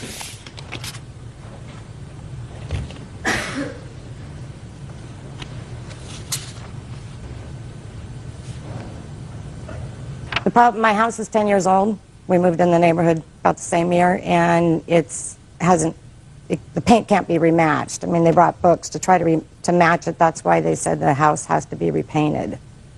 Because it's 10 years old, I mean, you know, the cracks and the normal wear and tear, we'll have to absorb that. But it's just that we wouldn't be having to paint our house right now if this didn't happen. Okay. Who do you want me to hear from? The night that it happened, Valerie's husband came down to the house, told me what had happened. Ashley and I walked down, went immediately to talk to Valerie, and Valerie told us in no uncertain terms that she wanted us to do nothing, that it had already been taken care of. She then said that we should turn it over to our homeowner's insurance because her homeowner's insurance had said that ours should pay for it, which is exactly what I did. Now, the whole time, I have admitted there's been I never challenged the fact of Ashley doing it. This is the size can of shaving cream. This is exactly. We turned it into our insurance agent. The insurance agent, which I have here, Ted, the adjuster went out. There was no damage. Well, there is damage. Well, there is damage. Judge Judy continues in a moment. She and her children have flipped us off. She has used her profanity. That's ridiculous. I mean, her daughter was 100% wrong. It's also 100% juvenile. Real cases, real people. Judge Judy. Valerie Radford says neighbor 16-year-old Ashley Talbot vandalized her garage with shaving cream.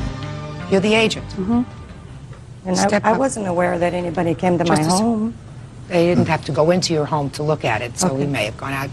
What is your last name, sir? Talbot. Well, their last name is Talbot. Are you related to them? Yes, ma'am. How are you related? This is my brother Dwayne. They do all of their insurance through your company? Yes, ma'am. Okay. When did you go out to look at the property? Property was looked at after the claim was turned in August. It was observed. The case was negotiated with the adjuster, with the other party, and per the records that I've got, it was closed on October 6th. What do you mean it was? I don't understand that. You mean the two adjusters got together from the two insurance companies? Who got together? The insurance company got together with, I was informed, spoke with the defendant.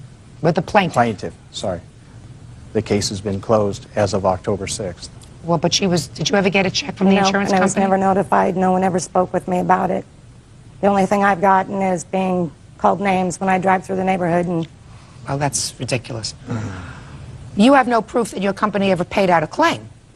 No. Well, then it wasn't settled, because if the adjuster went out and spoke to them and your company closed the file, then it closed the file erroneously because she was never compensated, according to you. That is correct. So what are you doing here? Do you have anything to add to this case?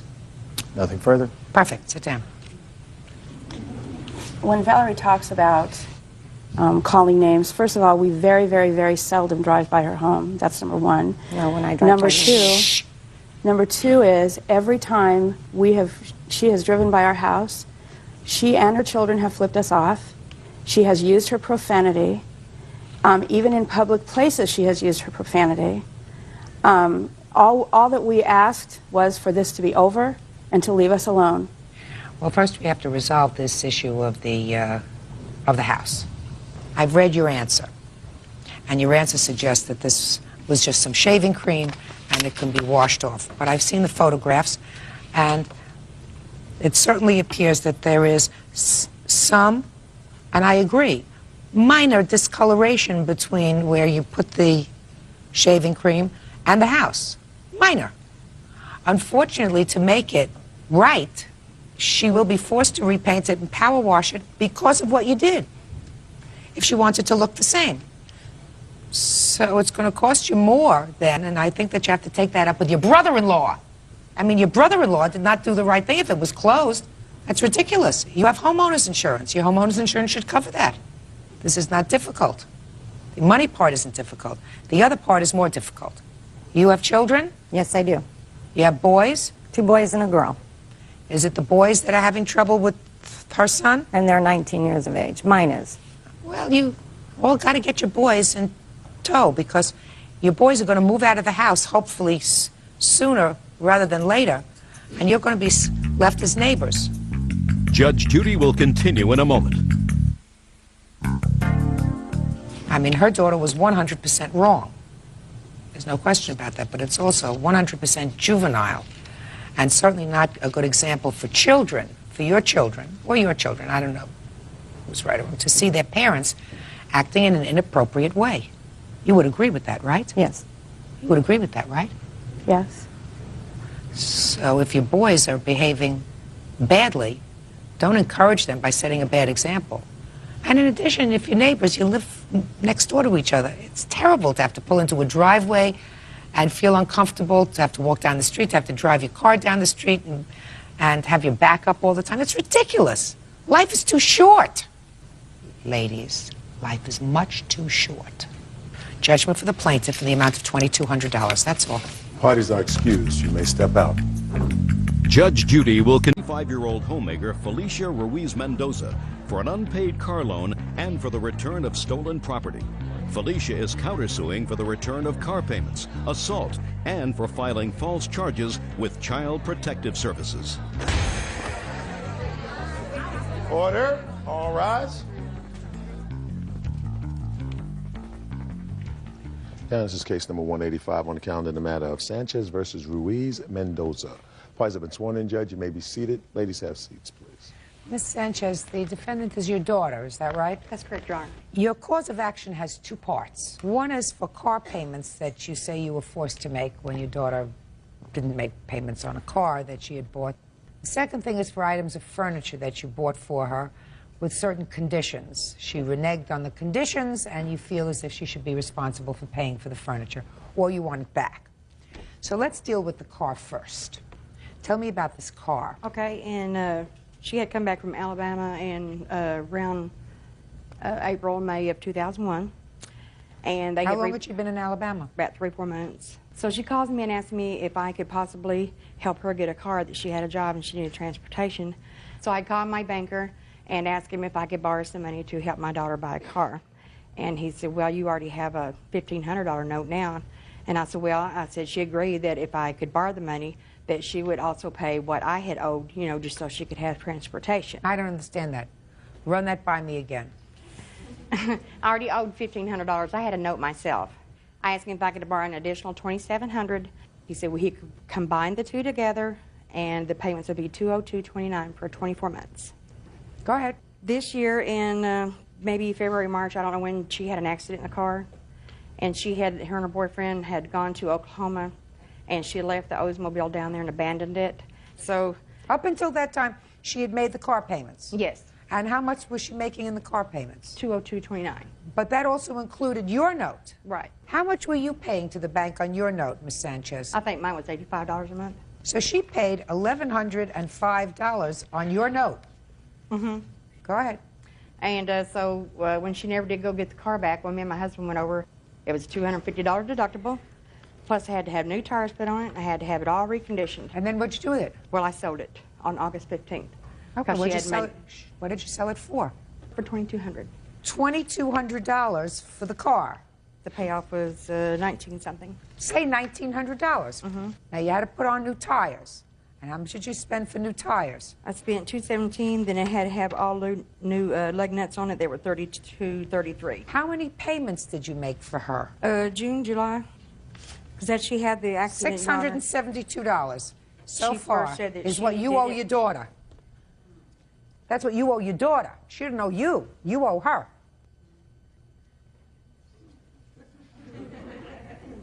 Now tell me about the furniture. Okay, she has called me. She has been to my house already 4 times this year. She's always got an excuse that her and her boyfriend are fighting and all that. And the time before last that she called, she said that he said he loved her, but he couldn't stand her kids. And so she called me crying and asked me if she could come home. And she did. And she promised she wouldn't go back, but she did. So this last time that she came, I told her that I would help her any way that I could. And I had just refinanced my home, and I was going to have some extra money. And I told her, I said, that I will help you get set up in an apartment. I will pay the deposit. I will help you get the furniture that you need to set it up for you and the boys if you're willing to stay here in Gainesville and not go back to him. Oh, I'm not going back, Mom, I promise. So I bought her a sofa and love seat. There was a TV and VCR that was bought. I paid $150 down deposit on the apartment for her. I have all the stuff here. And then she went back to the boyfriend? Yes, she did. So how long did she stay in the apartment that you lived in? She never moved in, Your Honor. She went and got the cashier's check and cashed it back in for the money. Did you cash the check that your mother gave you for a down payment on an apartment? No, I put the deposit. What cash did your mother give you for the apartment? She didn't give me any cash. I put the deposit. I have the receipt. It's in my name and everything. Did you Yes, give her money? I wrote her a check, Your Honor, for $150 cash because they wouldn't take a personal check at the apartment complex.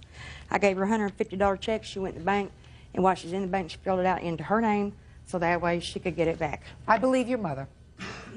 I believe your mother. Don't lie. You know, I mean, so far, you're in pretty good shape. Your mother owes you $672. But don't lie to me, because that makes me feel stupid. Did your mother give you a check for $150? Yes, ma'am. Good. Your Honor, I love my Jump daughter. up. Just a minute. I got it.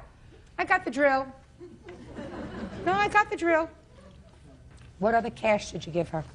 I bought the sofa and love suit for her. Forget about the sofa and love suit. According to what you just testified to me, you said to her, I'm going to help you get set up, but you have to promise me you're not going to go back to this jerk. And she said to you at the moment, I promise you I'm never going to go back to this jerk. Yes, sir. The other part of what you would have to say in order to make that kind of an agreement is, that's binding is, and if you go back to him, you must return to me the furniture or the value of the furniture. Do you understand? Well, I did say that at one time. Well. But that's not what you told me. You told me what the conversation was with her. How old are your children? 7 and 5. Now, Mr. Dreamboat, is he the father of either of these children? No, ma'am. What kind of work does he do? Excuse me? What word didn't you understand that I just said? He doesn't work. Does he not work because he is in some way physically challenged? No, ma'am. He has we're trying to file for disability for him. So he's in some way physically challenged? He has to have surgery, but since he's older, he can't have tubes in his ear. He has drainage that cause real bad migraines. How much older is he than you are? He's 34. A 34-year-old unemployed somebody who wants to put drains in his ears because he gets headaches and he can't work. Let me ask you this question. And you know, I've been around the block a couple of times. How many times have you called the police with regard to domestic violence in your home? Make sure that I get a correct answer. 1 time. It take a lot for you to call the police to come to your house because... No, ma'am. Really not? You mean there was just a little yelling? No, he yelled at me and I called the police because he was throwing things. He was being violent around your 2 children who are how old? 5 and 7. Yes, ma'am. And he's not the father of those 2 children. No, ma'am. How many times have you had to move away because of him? 2 times. How old are you? 25. Do your 5 and 7-year-old sons have the same father? Yes, sir. Yes, ma'am. Is he employed? Yes, ma'am. Does he have any communication with the children? No, ma'am. Is that by his choice? Yes, ma'am. Another idiot. So now you're 24, 25, and have chosen 2 losers that I know about. Judge Judy continues in a moment. You want to be a bum magnet. That's your problem. Grow up. And later today, All the walls were torn out. We had talked about it months before. He said it was the spur of the moment, his exact words. real cases, real people. Judge Judy. Ann Sanchez says her daughter, Felicia Ruiz Mendoza, owes for an unpaid car loan. Ann says Felicia abandoned the vehicle out of state. You can't do this anymore. I don't care if you never have a boyfriend the rest of your life. Either that, or take your 2 sons, get down on your knees, beg your mother, say, listen, I made a mistake. Could you please take care of your grandsons? But you're going from one place to another place to another place, going from one loser to another with 2 little boys who are the innocents. Why do you want to do that? I mean, you have a counterclaim that your mother assaulted you when you told her you were leaving again? I didn't. I don't even want to hear the story. I don't even want to hear the story. It's a good thing you got a hair left in your head. She doesn't want you, who she loves, or especially 2 innocent grandchildren, to keep going through this migrant lifestyle that you've selected for your children. It's terrible. You made car payments on the car for a year, $200 a month. That's part of your counterclaim. Where can you rent a car for less than $200 a month? Anywhere? In the world? No, ma'am. Not as far as I know. So you don't get that back. The next part of your counterclaim is that your mother called Child Protective Services on you. Yes, ma'am. Probably with good cause. From what I hear and from my life's experience, probably with good cause. You called Child Protective Services? Yeah. Yeah. Oh, and what did you tell them? I told them that I was worried about my two grandsons, that they were living in a real bad area in town, and that both of them had a drinking problem, and they have the kids in the car going up and down the highway all the time. In October 2000, they were also called because the children were left in the house alone while she was out running around somewhere. She had left them in the care of a small little girl. This 34-year-old with the tubes in his ears, he has a drinking problem? Yes, they both do. Both do. All the time they're drinking. I mean, they don't buy cans, they buy the big quarts. Your children here today in court? No, ma'am. Where are they? They're at home. With whom? With Carlos. Carlos isn't well enough to be employed, but he's well enough to watch your two sons? Yes, ma'am. Other than watching your two sons, does Carlos have any biological children of his own? Yes, ma'am. How did, you know that I knew that? So at least there's something about Carlos that works. How old are his children?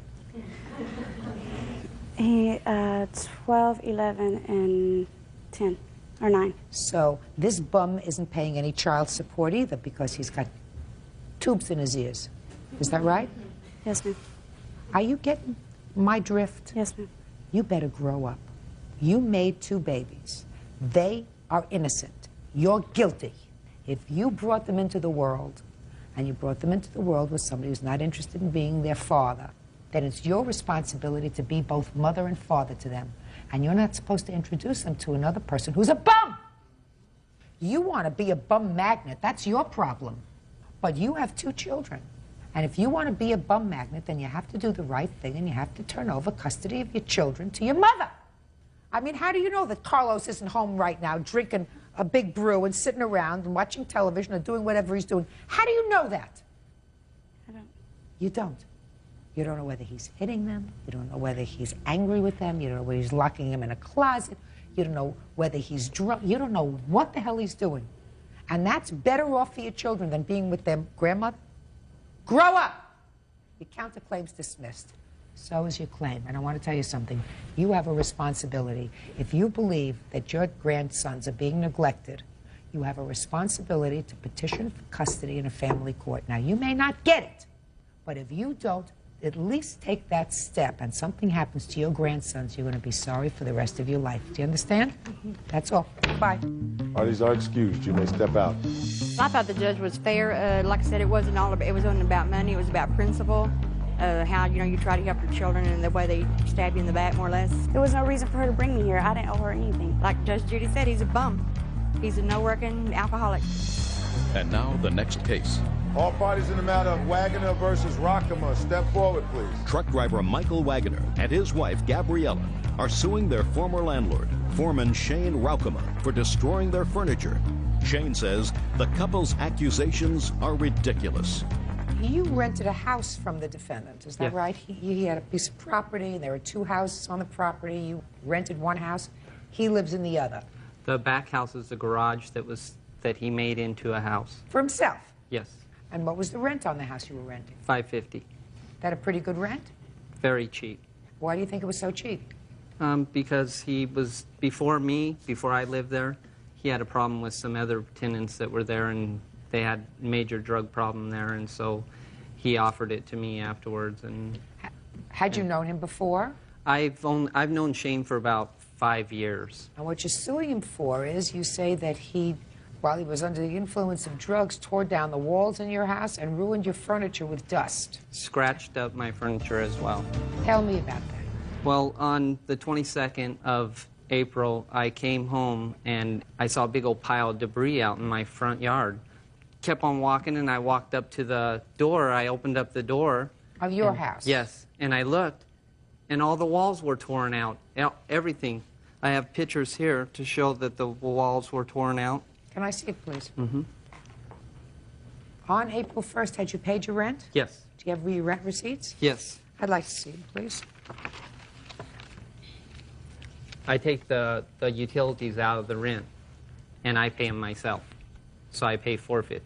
But after this happened, you only paid him $200. Because he told me, since all the problems that he had caused me, that I only have to pay half of the rent. And you said what? No, and I said, okay, that's fair. Okay, so on May 1st, after this incident happened, you said, okay, that's fair. Here's $200. Yes, because... Okay, Right. I'm just Okay. understanding what happened. Okay, go ahead. Okay, and so when I saw that what he had done, he walked through the back door, and he gave me this strange look, and I said, what are you doing? And he told me, basically, he said, it had to be done. And I said, what do you mean it had to be done? You were working on the back, and now all of a sudden you come in my house without permission, without advance warning, and just start doing this with all my furniture here? And he said it was the spur of the moment, his exact words. Because I asked him, why didn't you cover any of my furniture or anything? And I have my furniture, all of it showing that it's damaged, right here, all the pictures. I'd like to see it. My big screen TV, everything. He did not cover nothing.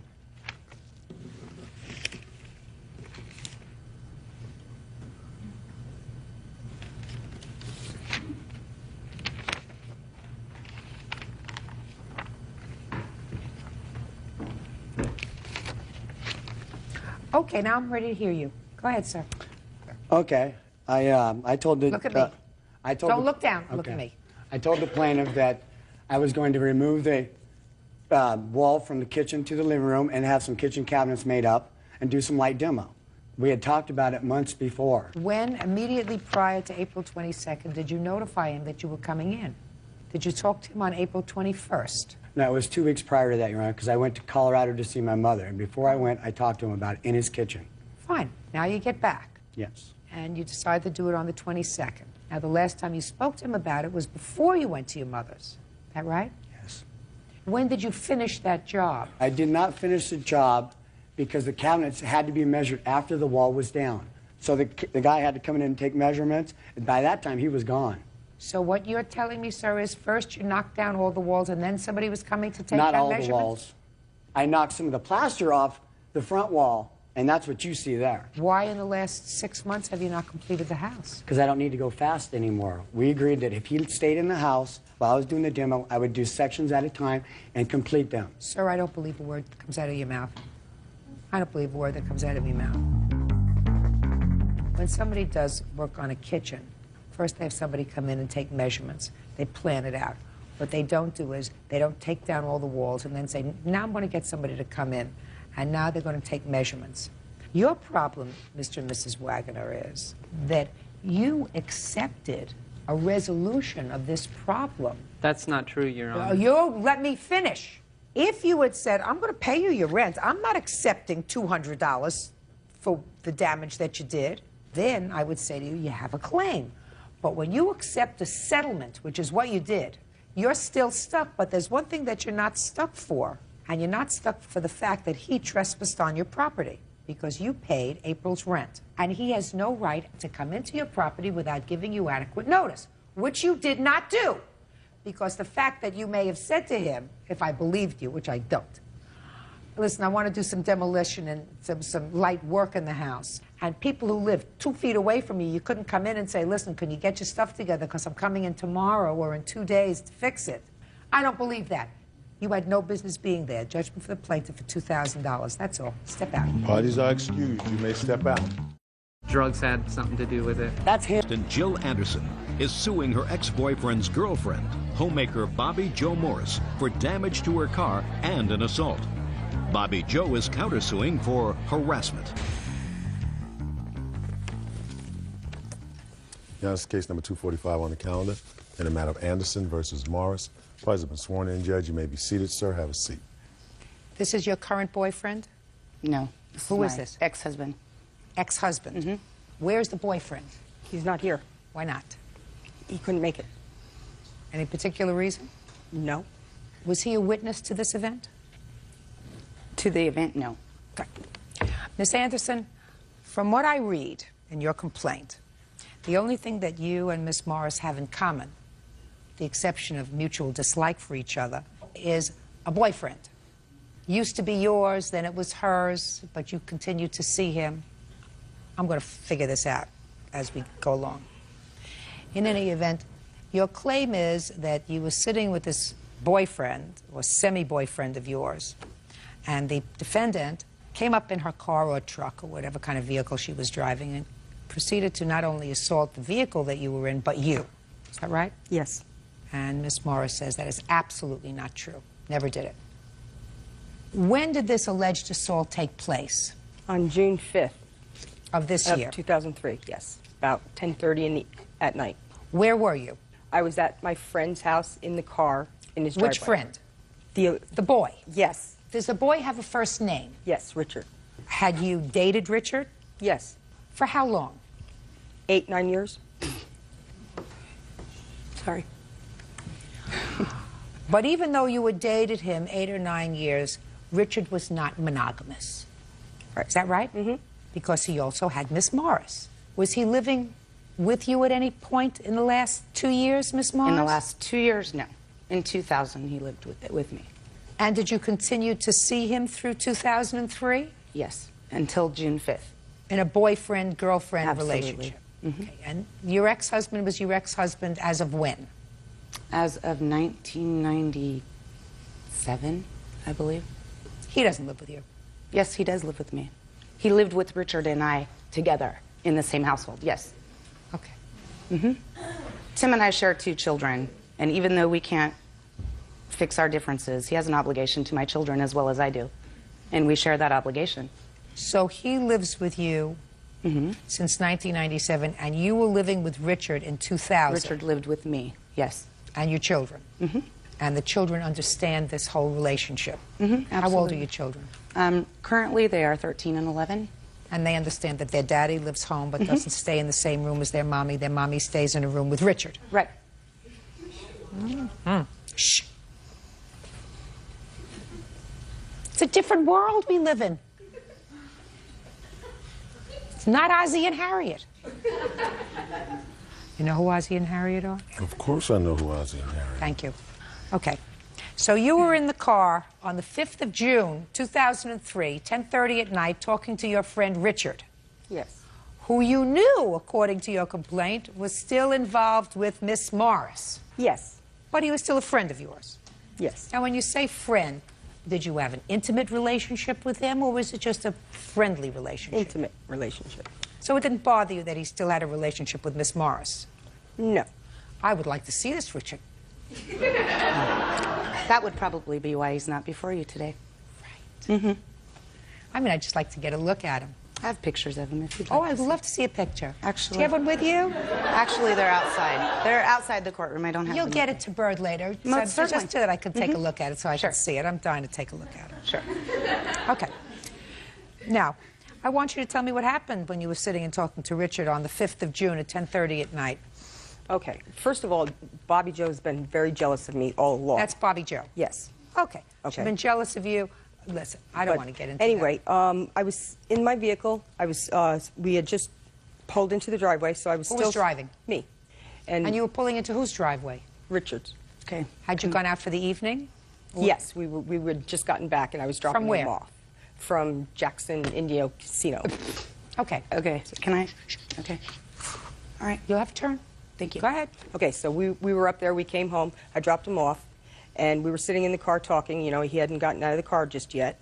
And all of a sudden, I seen some lights coming from my rearview mirror. And it was the defendant and in her truck. And so she pulled up alongside the passenger side, and she got out of her truck. And the windows were down in our car because it was warm outside. And she stood outside the passenger door, and she was yelling at him and throwing out comments, and she told me she was going to burn my house down, and just upset. And no sooner was she saying these things did she lunge into the car, and she grabbed my hair. How could she do that? She was on the passenger side. And she went through the passenger window, across the passenger, and lunged towards you. You got it. Okay. Okay. Grabbed my hair, started tugging and pulling on it, and tried to pull me out of Now, Richard is in between the two of you. Yes. So she's pulling your hair past Richard's nose. Yes. And he's trying to get her hands off of me. Okay. And she's trying to pull me out the passenger window. And I'm seatbelted over in. Richard. Yes. Go ahead. Okay. And so he's trying to get her hands free from me, and he finally does. Okay. And so she got really threw a temper tantrum, you know, and she started kicking my car on the side, on the passenger door, and making dents in it. And at that point, I was stunned, I was shocked, I was scared. I started the car, and I proceeded to take off. So then I approached a stop sign. I had stopped, and I was just taking off, you know, and I was going about 15 miles an hour, and she hit me in the back of my bumper with her truck. And I went a couple more feet. I hung a U-turn. I stopped, and I said, you know, I'm going to call the cops. And she started burning her tires in her truck, and she sped away the opposite way. And then after that, I went and I dropped Richard off at his house. And then she proceeded to call me for several hours afterwards on my pager, you know, putting in her phone number to identify Go ahead, her, keep going. whatnot, and so on. Okay. And is that so what that's happened it. that night? Yes. That's what Mhm. happened. When did you contact the police? The following day. Let me see the police report, please. Judge Judy continues in a moment. Why did you go over to the house 10:30 at night? Because it was his birthday, and I chose to. He was my boyfriend. Can I see the bill for the car, please? What was that? The bill for the car. Real cases, real people. Judge Judy. Jill Anderson says her ex-boyfriend's girlfriend, Bobby Joe Morris, assaulted her and damaged her car. Bobby Joe denies the charge. Okay.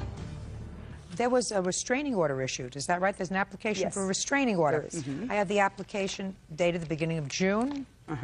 11 days after the incident, I was served with temporary restraining order papers, which I responded to. We went to court for those orders. We were granted mutual stay-away orders. Just a second. The incident was reported the next day. You may not have been served with papers until some time after that, but the incident was reported the same day. Okay. And she was, in fact, granted a protective order. We both were, ma'am. She was. You may have been. You may have been, but you never filed a police report. Why? It would be false. A police report of what? Listen to me. Okay. Listen to me very carefully. She filed an application for a protective order. She was granted a protective order. That's what she says happens, and I assume you have a bill for any damage to your truck. Is that right? And how much does the bill indicate will be to fix it?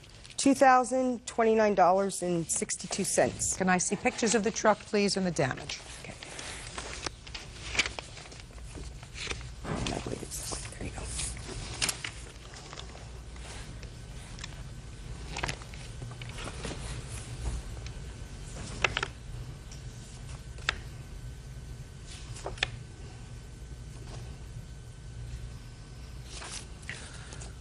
Show these to the defendant, please, Bert. Thank you.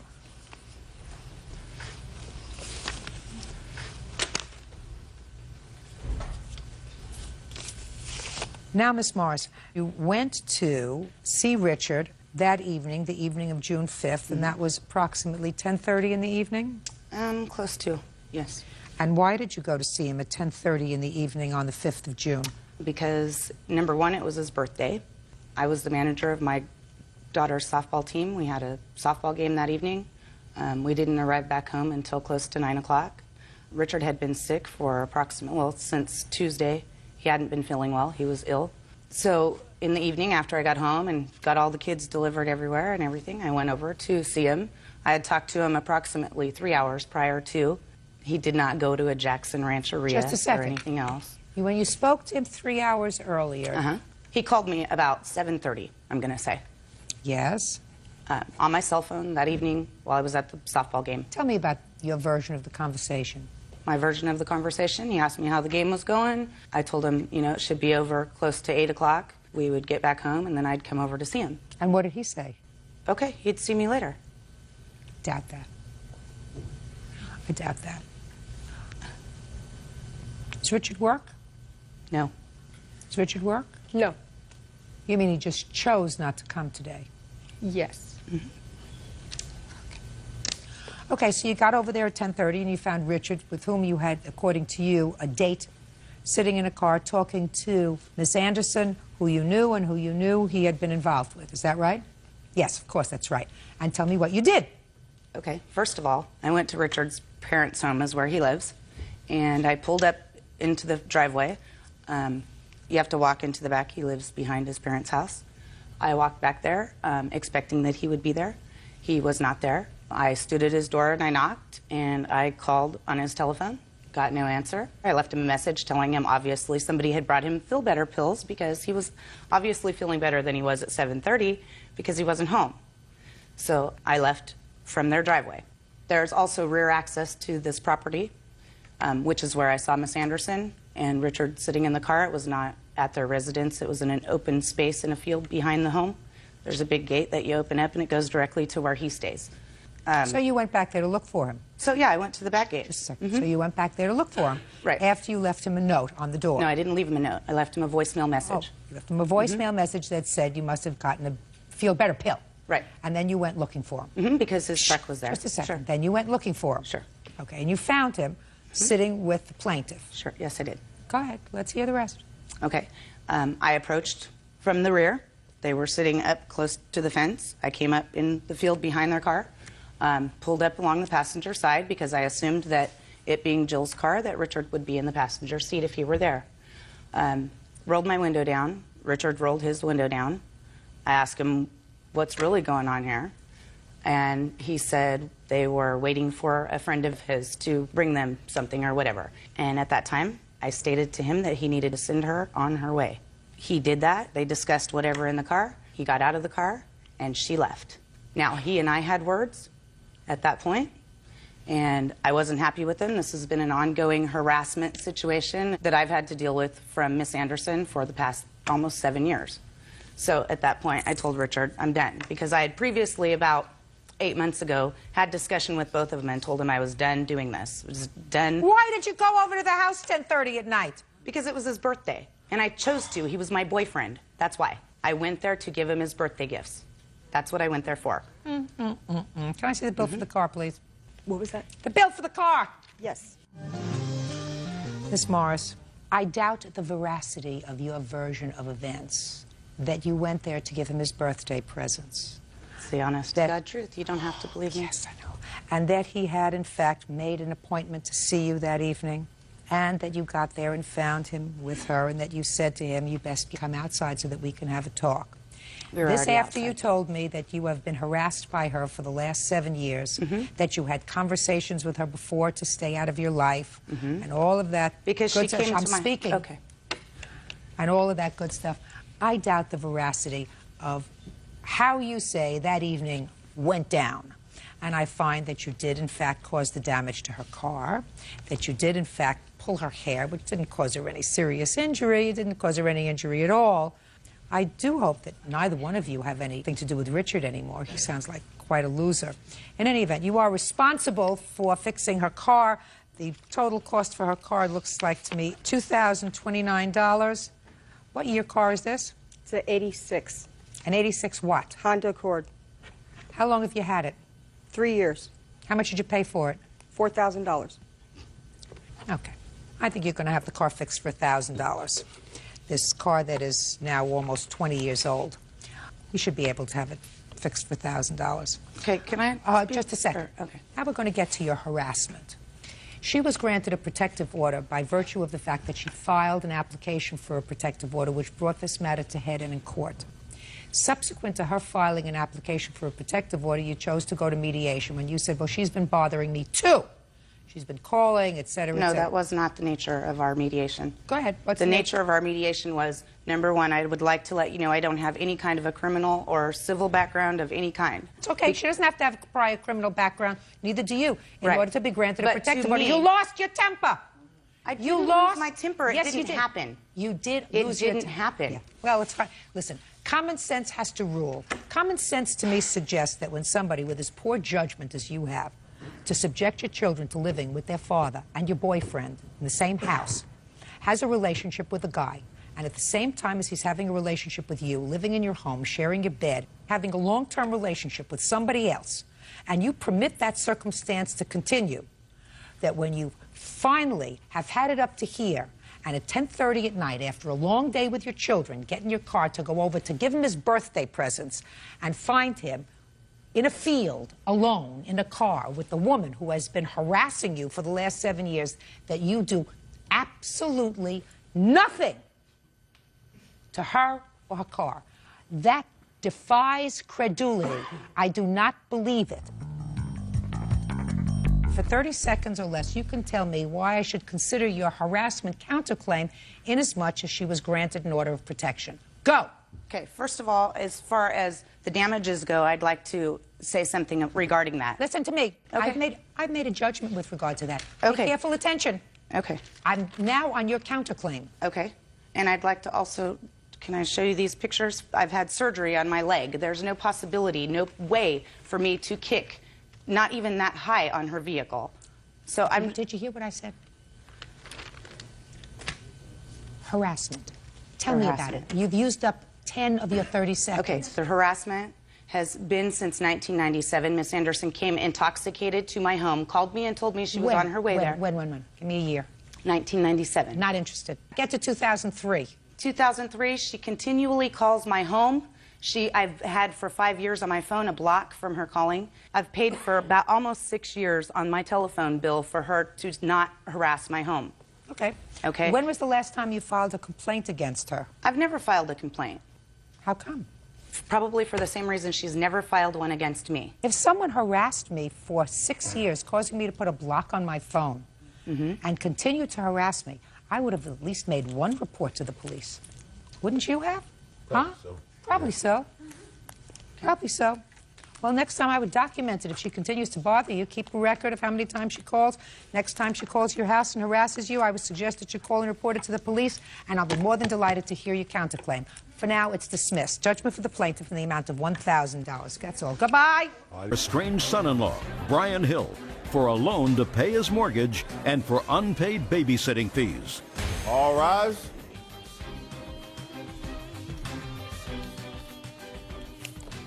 It's case number 102 on the calendar in the matter of Rittenauer versus Hill. Parties have been sworn in. You may be seated. Folks, have a seat. Ms. Rittenauer, Mr. Hill is your soon-to-be ex-son-in-law, and it is your claim that he owes you for a small loan that you made to him to pay his mortgage and for some babysitting services for your 3 grandchildren. Yes, ma'am. Mr. Hill says that the mortgage payment was your idea. There was never any discussion of repayment for it, and he's going to tell me the story about the babysitting services. I want to start with you, Mr. Hill. How long have you been married? Since 95. And how old are your children? 10, 7, and 12. How long have you been separated from your wife? Since 05. And how long have the children been living with you? You have custody Since of the... 05. Since 05. Yes, ma'am. Did your wife leave the house? Yes. Did she have somebody else? At the time, no, I don't know. I don't think so. But she left? Yes. And she left you with the children? Well, when she originally left, she took the kids with her. The kids wasn't happy living with Miss Rittenauer here. The kids told Tina this many times. Tina told me over the phone that I could have custody. We went to court for the custody. That's not true, Your Honor. Just a second. Was custody adjudicated in court? Yes. When we went That's to all court. I have to hear. Custody was adjudicated in court? Yes. Did you and your wife make an agreement with regard to the custody of the children? Yes. So it was resolved between the two of you that you would have custody and she would have visitation? Yes, ma'am. Do you get child support for the children? It's court-ordered, but I haven't received the first check yet. And how long has it been since you got child support from their mother? I believe it was April or May of last year, 06. Now, Ms. Rittenauer, when do you claim you made this loan to Mr. Hill with regard to the mortgage payment? October 27th of 2006. Tell me about it. Mr. Hill was at my house stating that him and the children wanted to move back to his home because he was living with his mom, but he didn't have the money for the mortgage payment. I stated to Mr. Hill that I would lend it to him. He come back and said that he did not want any handouts and that he would pay me back. And I stated that he can make payments, and I haven't received a penny from Mr. Hill. Your Honor, that's wrong. Okay. Now tell me about the babysitting. The babysitting, Mr. Hill asked me if I would watch the 3 children for him while he worked, that he would pay me. And I said, okay, $75 a week, and he okayed that. And I said, but he had to be home by 7 that evening. Well, Mr. Hill called me that Friday, because it was only a week that I watched him. That Friday, he called me, and he stated that he would be a few minutes late, that his sister was in a car accident, and I said, okay. This was at 5 p.m. I called him at 10 of 7 in the evening to ask him if he would be back by 8 to pick up the children, and he said, yes, Vern, I'm leaving now, and hung up on me. And so in the meantime, I was on the computer with the 2 granddaughters, and I received an IM through the computer, which was Mr. Hill's mom, saying all these harsh things to me. And then Mr. Hill came and blew the horn at 8 o'clock and picked up the children. And then when I got on my computer, I seen that I had 2 emails that Saturday, the day after, where Mr. Hill was apologizing for his mom. And I also have an email here stating that his mom wanted me to accept her apology as well. So what does that have to do with anything? Because Mr. Hill What does that have to do with anything? Mr. Hill should have called me and told me that he was going to be late and not call his mom and have his mom to IM me through the computer. It was between me and him, not me, him, and his mom. He told me that he called you at 5 o'clock. He said his sister was in an automobile accident and he was going to be late. Didn't you just tell me that? He said a little late. So what? You're watching. You're with your 3 grandchildren. Do you work? No, ma'am. So what else do you have to do? If he said he had a family emergency, what's the big deal? Because I watched him before, and he's never picked them up until 9, 10, 11 o'clock at night. We're not talking about that. We're talking about one particular day. You watch the children for 1 week, according to you. You watch. Where do you think you are? You watched the children for 1 week. You said he was supposed to pick them up at 7. I assume the other days he picked them up at 7. Called you the last day, said, my sister was in an automobile accident. I'm going to be a little late. And he comes to pick the children up 1 hour late. And I'm asking you, you're the grandmother. What's the big deal? The big deal is I watched him 4 months prior to that, and I never charged anything. And you shouldn't charge anything. And he was coming and picking the children up at 9, 10, 11 o'clock at night when it's a school night. night. Then you shouldn't have volunteered to watch them again if it wasn't satisfactory arrangement. If it wasn't a satisfactory arrangement 4 months before, then you shouldn't have volunteered to watch them again. It would seem to me that if you are the mother of a deadbeat parent, which you are, because your daughter is a deadbeat, she has not sent support for her children since April of '06, that if your contribution could be helping to watch your grandchildren so that he can work and support them, you shouldn't be here today asking for $75 for babysitting services. Well, how can my daughter be a deadbeat? She's paying child support for the grandchildren. No, she's also not. giving medical insurance for them. He hasn't received child support from her since April of '06. Because he keeps dropping it. It's like this. If she doesn't do what Mr. Hill wants her to do, then he'll go file it. If she does what he wants her to do, he'll drop it. Listen to me, madam. A parent has an obligation to support children that they made. It is irrelevant to me whether it's a mother or a father. If the father has custody of the children and the mother has no children, then what she's got to do is work and pay child support because the children need to be supported. I understand that, Your Honor. Right. And So if I was the mother of a parent who did not pay child support and my contribution could be helping to babysit with my children, I wouldn't complain because the father was an hour late because of an emergency. Now, you want to tell me the story about the mortgage? July of last year, I moved in with my mother because I was having problems paying bills. I moved down in there, had the kids enrolled in school. Everything was going well. Tina called me maybe 4 months after I moved down there, wanting to know if she could take over our house that we had purchased together. That's fine. If she was going to do it, that was fine.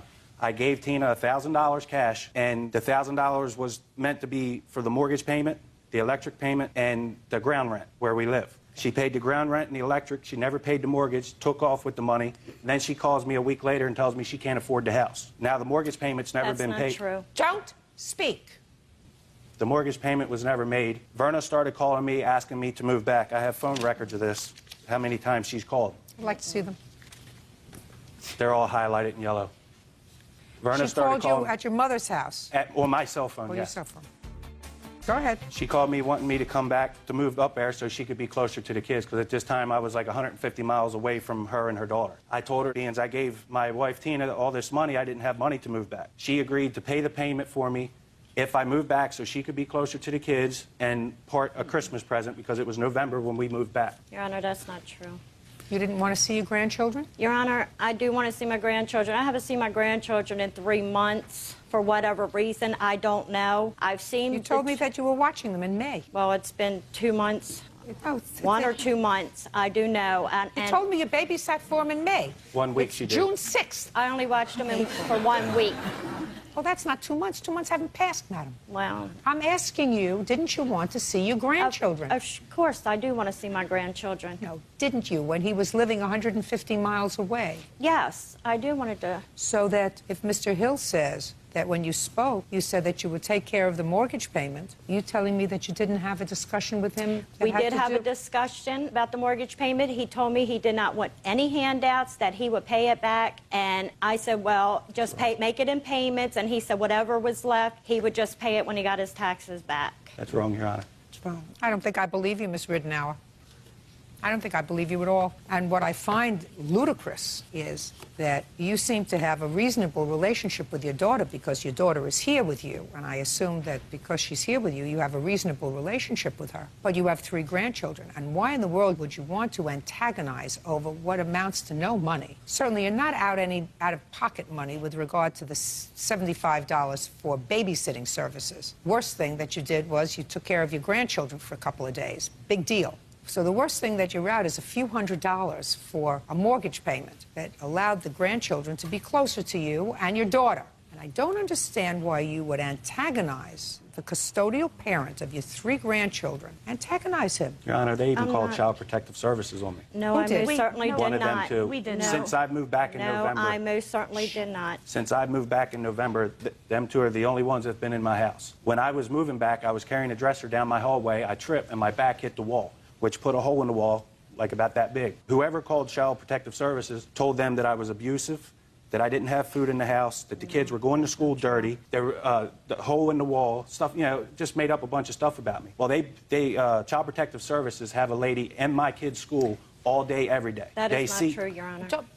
This lady sees my kids all day, every day. The lady pulled the kids out of class, asking them a bunch of questions, if I ever hit them, if we have food. And the call went through to Child Protective Services on April 16th. April 12th is when we went to court for child support. Gotcha. That was the following Monday. Gotcha. Thursday, when we went to court on the 12th, that next day was Friday. That's the day she agreed she didn't want to watch kids no more. Gotcha. Your case is dismissed, Mr. Rittenauer, and I would suggest you try very hard to make up with Mr. Hill so that you can see your grandchildren. That's all. Goodbye. Thank you. Parties are excused. You may step out. For me to make up with Mr. Hill, see my grandkids, It's all stemming back to trying to hurt me. I guess I won't see them. Trying to get the kids back with her. That's all it is. I hate to say it, but that's just the way I feel. And now the next case. All parties in the matter of Trammell versus Moore Barclay. Step forward, please. 24-year-old Christopher Trammell is suing his stepfather-in-law, Orlando Moore, and his son, 16-year-old Kendall Barclay, for the cost to fix his Chevy Blazer.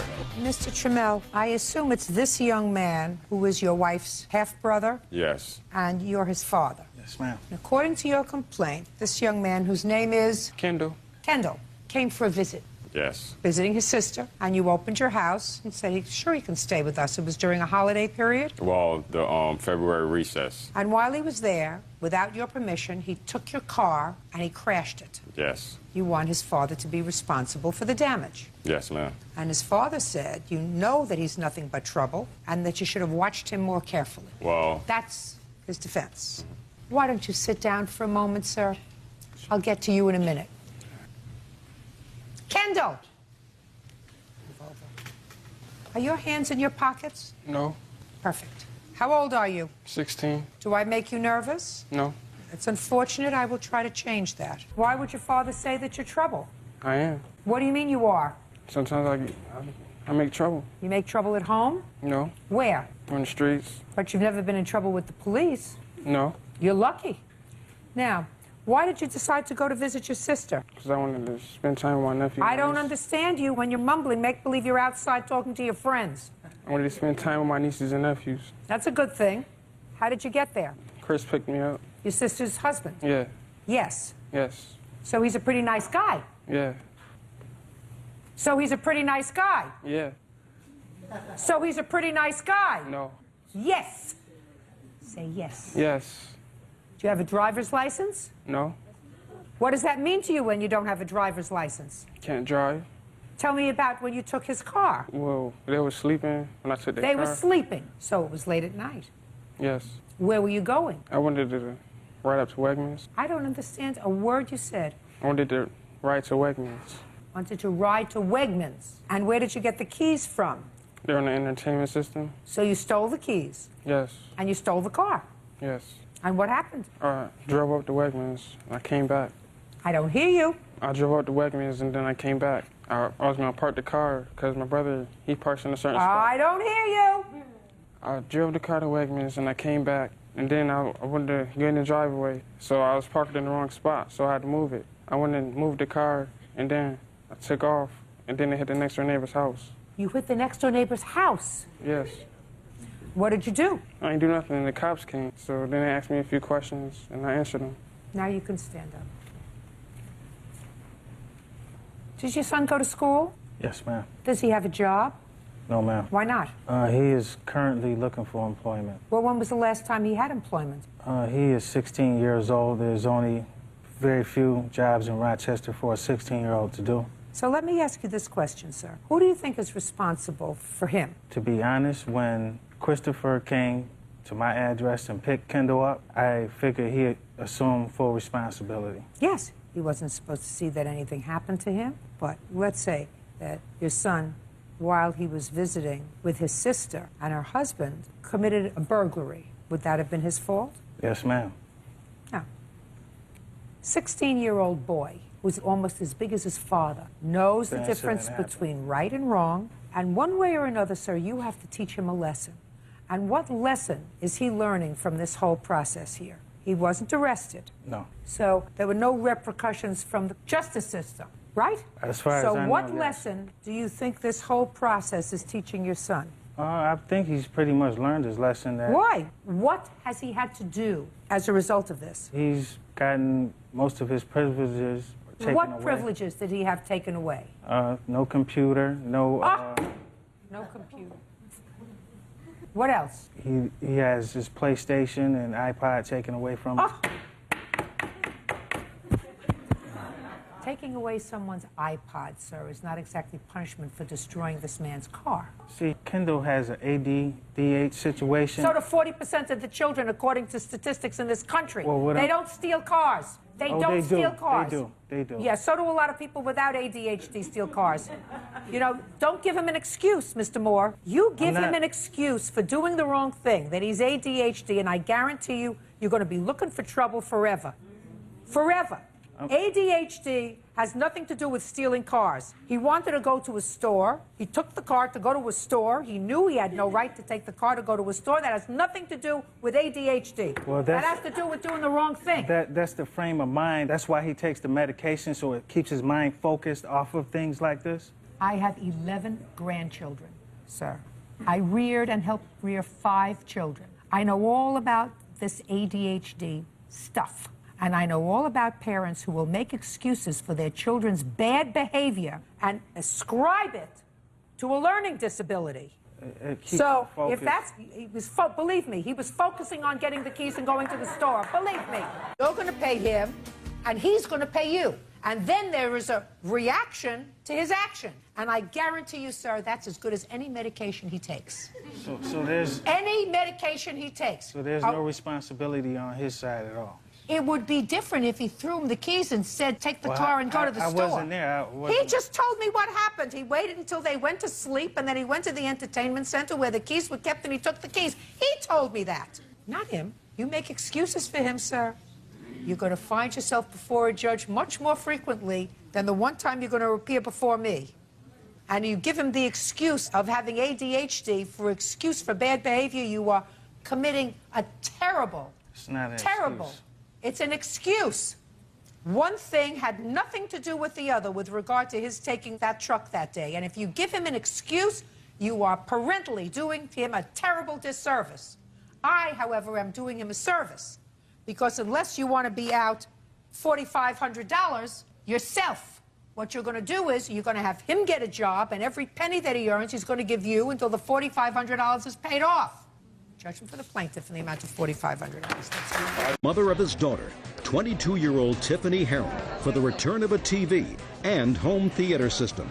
Tiffany claims Justin abandoned the property. Now, it's case number 151 on the calendar in the matter of Clausen versus Heron. Parties have been sworn in. You may be seated. Ladies, have a seat, please. Ms. Harum, while I have a busy day today, and I'm not going to make you leave the courtroom, I'm going to suggest that the next time you appear in court, you are more appropriately dressed. Do we understand each other? Sorry, Your Honor. You're not going to a beach party today. Today you come to court. When you come to court, you come appropriately dressed. We understand each other? Definitely. Good. Now, Mr. Clausen, you and the defendant have a child together. Yes, Your Honor. And it is your complaint that when you separated some time ago, you left your television set and entertainment center with Ms. Harum. Yes, Your Honor. And you want those items back. Yes, that'll because be you fine. say you paid for them, and you're still paying for them. Yes. Ms. Harum says you left her not only with the child, but with a whole stack of bills, and she paid as many payments as you did on that television set and entertainment center. They don't belong to you. They belong to her. When did the two of you separate, sir? We separated in January of '04. And when was the television purchased? In September of '03 And the entertainment center? as well, at the same time. And the TV stand as well. You moved out of the house, sir, in January of 2004? Yes, Your Honor. And you left the television set and entertainment center there? Yes, I took everything else that I could, but I did not have a truck to take that. Well, between January 2004 and June of 2005, I assume that you could have gotten a truck. Yes, Your Honor. But you didn't. I did. I called the police. She wouldn't let me get it. I called the police and they said... The first time that you asked for it was what date? A couple days after that, I was like, hey, can I get it back? She said, no. Too bad. Okay, fine. When did you first file a claim against her in small claims court, which you did in order to initiate this case for the return of your TV and entertainment center? I have it right here when I went. What's the date? The date is 3/15 of '05. So I'm going to ask you, where were you for 14 months? Yeah, I'm trying to become a firefighter. And I was going to school 4 or 5 days a week, and I just didn't have any time for that at all. And taking Well, care what of are you my doing now? Now I took some time off because we went through a bunch of custody hearings for our child. One custody hearing. Shh, Mediation, meeting lawyers, and everything else. Just a second. So you took time off for that? Yes. And when was the custody case ultimately decided? 3 weeks ago, 2 weeks ago. Give me the date. May 18th. Yes, Your Honor. And at what stage of the proceedings were the custody and visitation and support case in at the time that you filed the small claims court case? I filed right after that. Right after what? After we went to mediation, I filed for small claims court on... Well, what happened at mediation? I tried taking it through mediation. She wouldn't have anything to do with it. Her mother said that she would pay me $1,500 for it, but she... What are you talking about? May I say something? Yes. In mediation, he took my daughter from a family member's house, which happens to be my cousin's mother. He wouldn't let me see my daughter, so I went down and I filed custody papers. They granted me full temporary custody. When was that? In March. In March, and it was right after that that he filed the small claims court case? That is correct, and it was the day that he was ordered to pay me child support that he served me the papers for the small claims court. Why. Excuse me? I was going to have him tell her. Excuse me, Your Honor. I'm sorry. I didn't ask you anything. Now, on what date did you take your daughter from this lady's house? I'm not sure of the date, Your Honor. Well, if you're not sure of the date, she is. What was the date? March 15th. Yes, madam. You want to get up and say something? Yes, I do. You're exploding. Yes, it was March 23rd What was March 23rd? that the baby was removed from the cousin's house because we had a phone call. She was Shh, don't speak. We had a phone call from a bounty hunter looking for Tiffany. And the Yeah. bounty hunter stated that he needed to get hold of her and that the guy that they're looking for was a drug dealer. So her family told Justin to go get Kaya. And that's why Justin went and got Kaya. Her father and her... Just a second. There was a hearing, ultimately. Yes, Is that Your Honor. right? Yes, Your Honor. And at the hearing, who was awarded custody? She was. I did not have any paternity tests. Have you had one now? No, the court did not order me one. They Why said, not? I have no idea. They just said that, okay, well, are you willing to take care of this baby if it is or not yours? I said yes. So therefore, no paternity test still, but I am... Did you ask for a paternity test? Yes, Your Honor. And they didn't really do anything about it. He actually filled out the paperwork and everything. And They the were courts- served to me in court when we had our custody hearing. Oh, fine. Very good. So right now there has been no legal adjudication of paternity. Is that right? Because you haven't had the paternity test. Exactly. Your Honor, okay. they made him sign a paper that said that that he didn't have to take a paternity test. That basically, when we went to court on May 18th, they were granting him he was the father without the paternity test. Is that what they did? Yes. That was very stupid on your part. Mr. Clausen, I'd always take a paternity test, sir. Yes, Your Honor. You never can tell. But that little girl is my whole life. I love her more than anything in the world. Great. Listen to me. Did you live together? Yes, Your Honor, we did. For how long? 4 years. 2 years. Was it 2 Huh? years? Yeah, 2 years. 2 years at our other house in 6 months, so 3, 2.5, almost 3. We were together for a while. Is this your son? If you can have a paternity test, if you were my son, I would say have one. Giving you my good advice. That's the last thing of good advice you're going to get from me. You left the television in the entertainment center with her for 14 months, sir. I did, and I kick myself in the butt for it every day. But you have an agreement. But the other thing was that if she was to move out, I would be able to get it back. And she says, well, it comes in a package. If you take me back, then I get her and the TV back. And? And I don't want that deal. Why not, sir? Because he'd rather have a 17-year-old girlfriend. Shh. Don't interrupt again. I let you slide with the outfit, not with the conduct.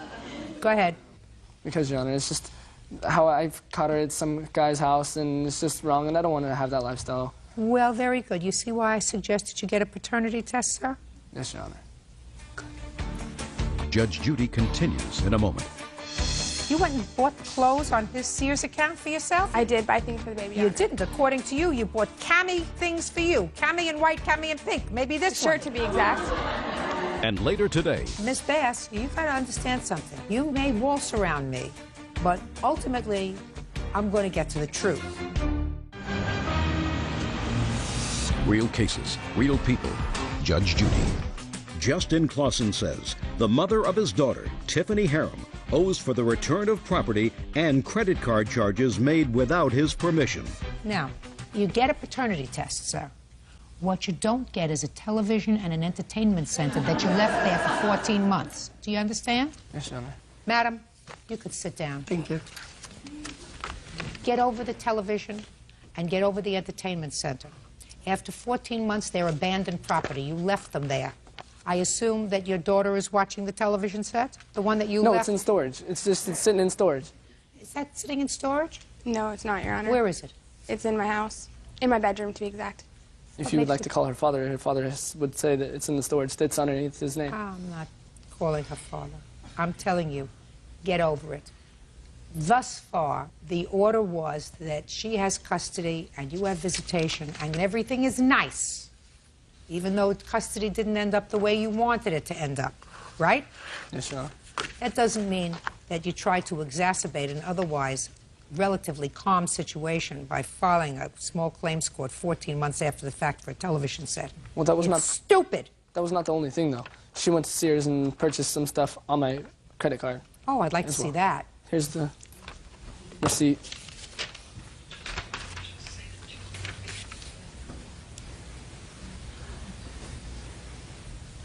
You went and bought clothes on his Sears account for yourself? It's in my name as well, Your Honor. I don't care if it's on your name. Did you discuss it with him first? No, it's my credit card, too. Your Honor, Who's paying the bill? We both paid the bill. No. Excuse me, Your Honor. I paid the bill before he moved out for over 2 years. I'm talking about now. This sales And I offered check to pay him. is dated March 11th, 2005.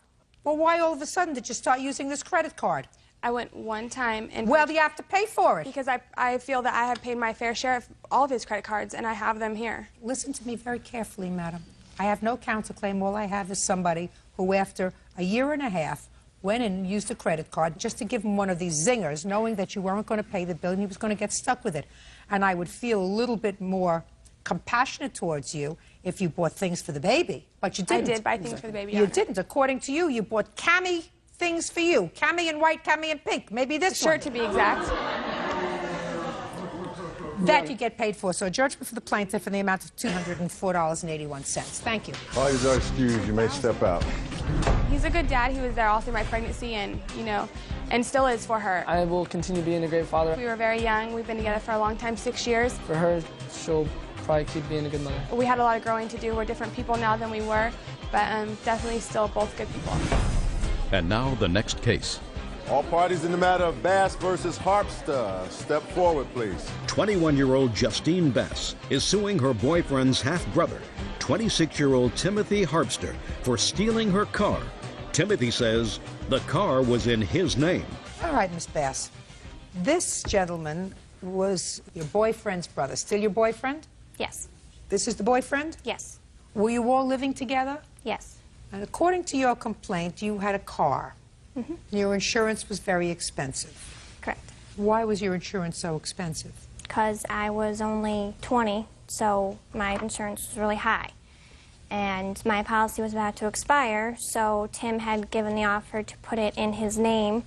Okay. It's your car, and you're going to be driving it. Primarily, yes. And in order to get cheaper insurance, you signed the car over to him. Not only that, we were all living together, and Tim's car was about to get taken because he didn't pay on it, so I was driving his and he was driving mine. And we would all be driving each other's cars, and so he had to put it in his name. So then it was really all of your car. Everybody paid their fair share of gas and maintenance on it and everything else? No, I paid the maintenance. Everybody paid gas for the car? Well, what we drove, we put in gas and stuff, and You're not, Miss Bass, you got to understand something. You may waltz around me, but ultimately, I'm going to get to the truth. Okay. You understand? Sure. What you did was defraud the insurance company. That was your intent. No. Your intent was, oh yes, your intent was that it was really your car, because that's why you're here. That's why you're here. It was really your car. You put it in his name for insurance purposes, because if he took out the insurance, it would be cheaper. And then, when you all had a falling out, he took the car, and you want your car back. That's what the case is about. So it wasn't all of your cars, it was your car. That's what you're suing for, right? Right. Okay. So what you really did was, when you put the car in his name, which he acknowledges, and he acknowledges that it was put in your name for insurance purposes, right? Yes. You didn't pay her anything for the car, did you? No. She didn't make you a present of the car, did she? No. It was put in your name for one reason only, to defraud the insurance company, right? Yes. Now, when did you stop living together? In February. Who moved out? I did. What'd you do with the car? Well, it sat at the house. I moved out on the 1st of February, and shortly after that, Justine, my brother, I guess, moved out of the house. When? As of, I think it was March, around March 1st. When did you move out? We moved out on March 1st. And? I actually had some problems with Justine and my brother trying to get some of the things, my belongings, back out of the house. Finally, I did get to pick up the motorcycle that was left in the garage. I don't care about your things. That's not for me, Right. sir. What happened to the car? Like I said, we had gotten into some arguments and things. I didn't take the car until almost the end of March. The car was left at the house. In the old house? Yeah, they actually moved out and didn't take the car with them. Is that right? And it sat We there. couldn't. The title was not in my name, and it would be considered stolen, and the cops would have been called, and I would have gotten in trouble. So you left the car there? Had to. So you left the car there? Yes. After you moved out on March 1st, when did you contact him? For what? For your car back. I had tried calling him, and he wouldn't answer the phone. Tom had tried calling him, and he wouldn't speak to us. And so... You wanted some stuff from the house. He already got it. What'd you do with the car, Mr. Harpster? I sold it, actually. To whom? A friend of mine. Show me. Show me proof that you sold it. I don't even have proof, but I did, though. When did you sell it? 3 weeks ago. Actually, I didn't even have a problem with giving them back the title for their car. I didn't want their car. I could care less about that car, but when I asked them for the rest of the things back, such as the key for the motorcycle that was left in the garage, they started a big problem. So you I sold moved- the car? No, not necessarily. How much did you get for it? $900. What year car was it? 92 Acura. How many miles did it have on it? 117,000. Can I get the blue book on a 1992 Acura?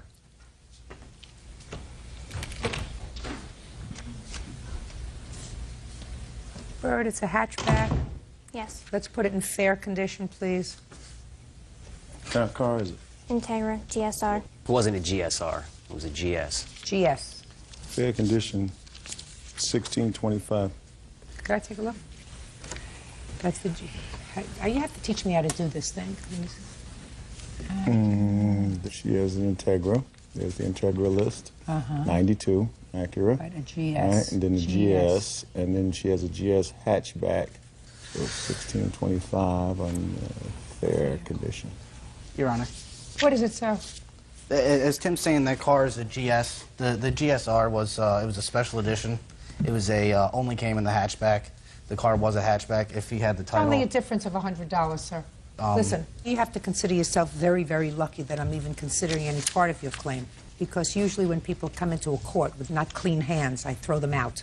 I understand what you were saying as far as the defrauding insurance company, but the fact is that Tim was primarily driving that car. His car was often parked. Let me explain something to you. You want me to read you what your girlfriend said in her complaint? Well, I've read it. You want me to read myself. you? Okay. The insurance policy on my car was about to expire, and Tim said he could put it on his policy so that I could get a cheaper rate. That's why she says that you put the car in his name, That was to not get the- a cheaper rate. That's fraud on the insurance company, sir. Any way you slice it. You're very, very fortunate that I'm considering any part of your claim. It's certainly not worth $2,800. I don't believe that you got $900 for it. I'm not even sure that it's still not sitting in your driveway someplace. No, it isn't. I did sell it. And you sold it because you were angry over your property. No, actually, I sold it because I asked them, I would have gave them the car back. Yes, I was upset about my property. So why don't you just say yes? Yes, I was upset Instead about of that. excuses. So you were angry that they wouldn't give you the key to your motorcycle and the other things that Your you Honor, want. You said, may I'm I? speaking. So you said, car's in my name, and this, according to your answer, you said I could do whatever I want with it. Plus, That's what also, you it was said. left there, yes. That's what you said. Car's in my name, I can do whatever I want with it. Right? Yes.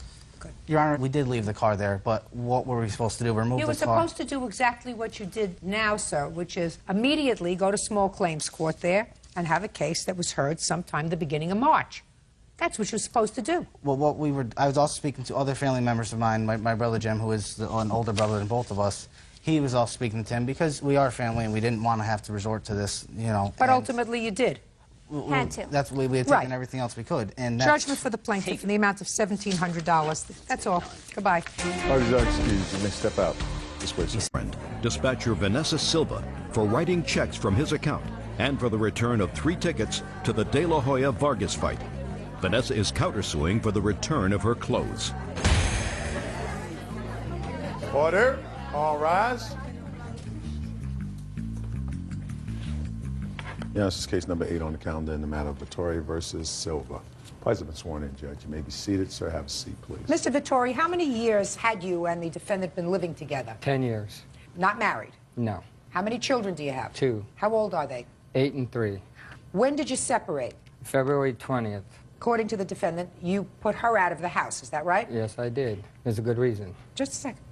Where are the children? I have the 8-year-old. She has a 3-year-old. Are you currently involved in any custody proceeding Yes, we involving are. the children? Yes. Okay. Now, according to your complaint, the defendant owes you some money. Yes. That she signed your name to some checks and something about $1,000 for 3 boxing tickets that you told her to buy, and she didn't buy the tickets. The defendant says she doesn't owe you any money, that as a matter of fact, you are holding her clothes hostage. You threw her out, and she couldn't even get her clothes. So far correct? Yeah. All right. What does she owe you money for, sir?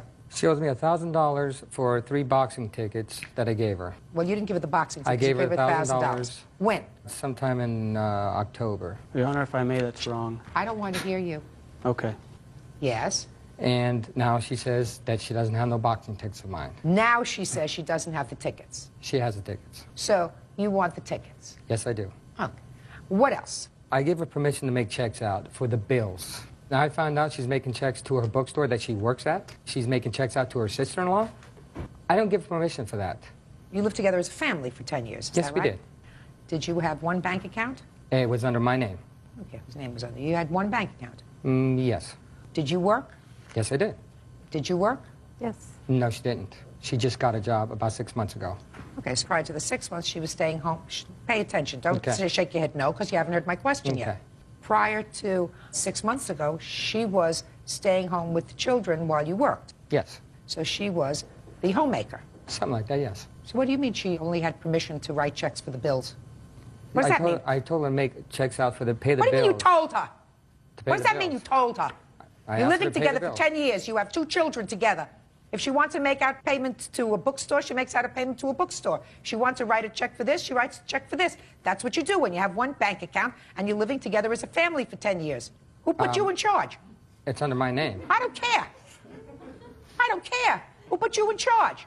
You think you're the only one who's working? Yes. No! No, Mr. Vittori. Okay. You don't think it's work staying home and taking care of 2 babies? Oh, believe me, yes it is. Well, where was her compensation? Did you pay her every week? No, I just paid the rent. No. Car. Did you pay her every week? Well, yeah, we went out. I treated her. No. Did you pay her every week for her work? No, I guess not. She took care of the house. You took care of the work. You didn't like her job as a homemaker, sir? You don't make another baby with her. You have an 8-year-old, then you had a 3-year-old who woke up in the middle of the night when they had to be fed. Who? The mother. Right, that was her job. Yes. So if you have a job, and if you want to treat this as a business, and she's staying home and taking care of the house, then you pay her every week. You didn't pay her every week. You had one bank account. You lived as a family. You chose not to get married for whatever reason. That's it. Stop complaining to me that she wrote checks out. I'm not interested after 10 years.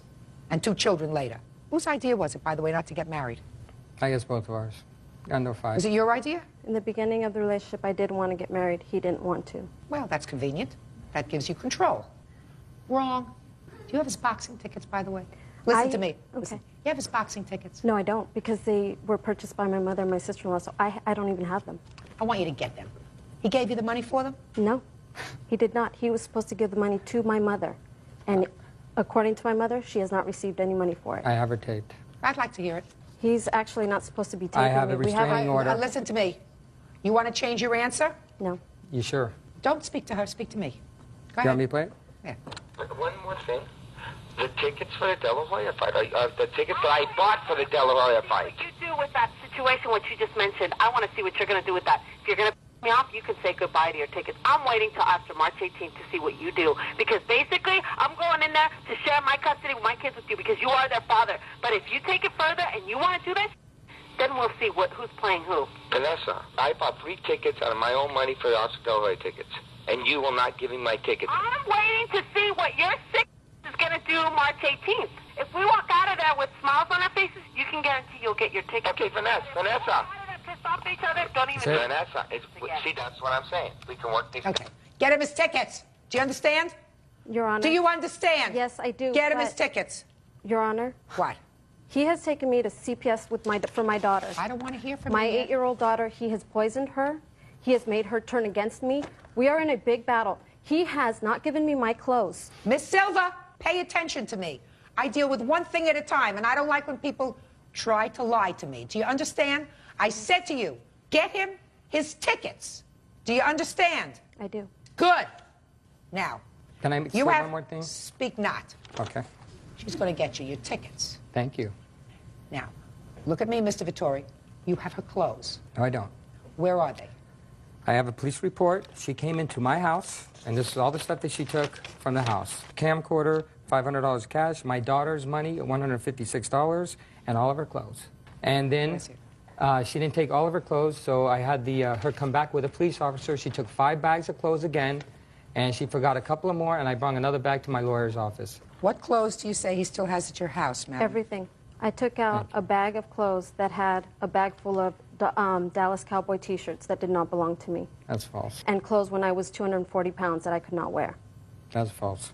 Mr. Vittori, listen to me very carefully, sir. I want to know if you have any clothes of Miss Silva's. I gave them to my lawyer. Did you throw away any clothes? No, I did not. No, I did not. So help me God, I did not. Did you take any cash out of the house? No, I did not. Well, it's a police report. I'm just telling you what the police report says. Well, no, I didn't. I Did you walked take out the of there. camcorder? No, I did not. My daughter says the camcorder is at his house because they went over there. My daughter even told me. My house? Stand up here. What's your name? George Dosimo. Mr. Dosimo. Mm-hmm. You have in your possession the question boxing tickets? Yeah, I have the boxing tickets, but not Can a I have them, camcorder. please? I don't have them on me. I have ticket Empty your stubs. pockets. 1 ticket stub, number 2, which wanna are see in the those. sister-in-law. 3. Can I please see those? They're in her mother's name and her sister-in-law's name. If I may, Your Honor, can I ask a question? Yes. Mr. Vittori recently filed bankruptcy, How was he able to pay for $1,000 worth of boxing He gave her tickets? the money. Be quiet. Okay. He gave her the money. She knows he gave her the money. Real cases, real people. Judge Judy. Larry Vittori says the mother of his children, Vanessa Silva, stole money as well as 3 tickets to the Oscar de la Hoya Fernando Vargas fight. Vanessa says Larry won't return her clothes. Now, I only have 2 tickets here. Where's the third one? Those are not tickets, they're ticket stubs. You have to get them. Thank you. Do you understand?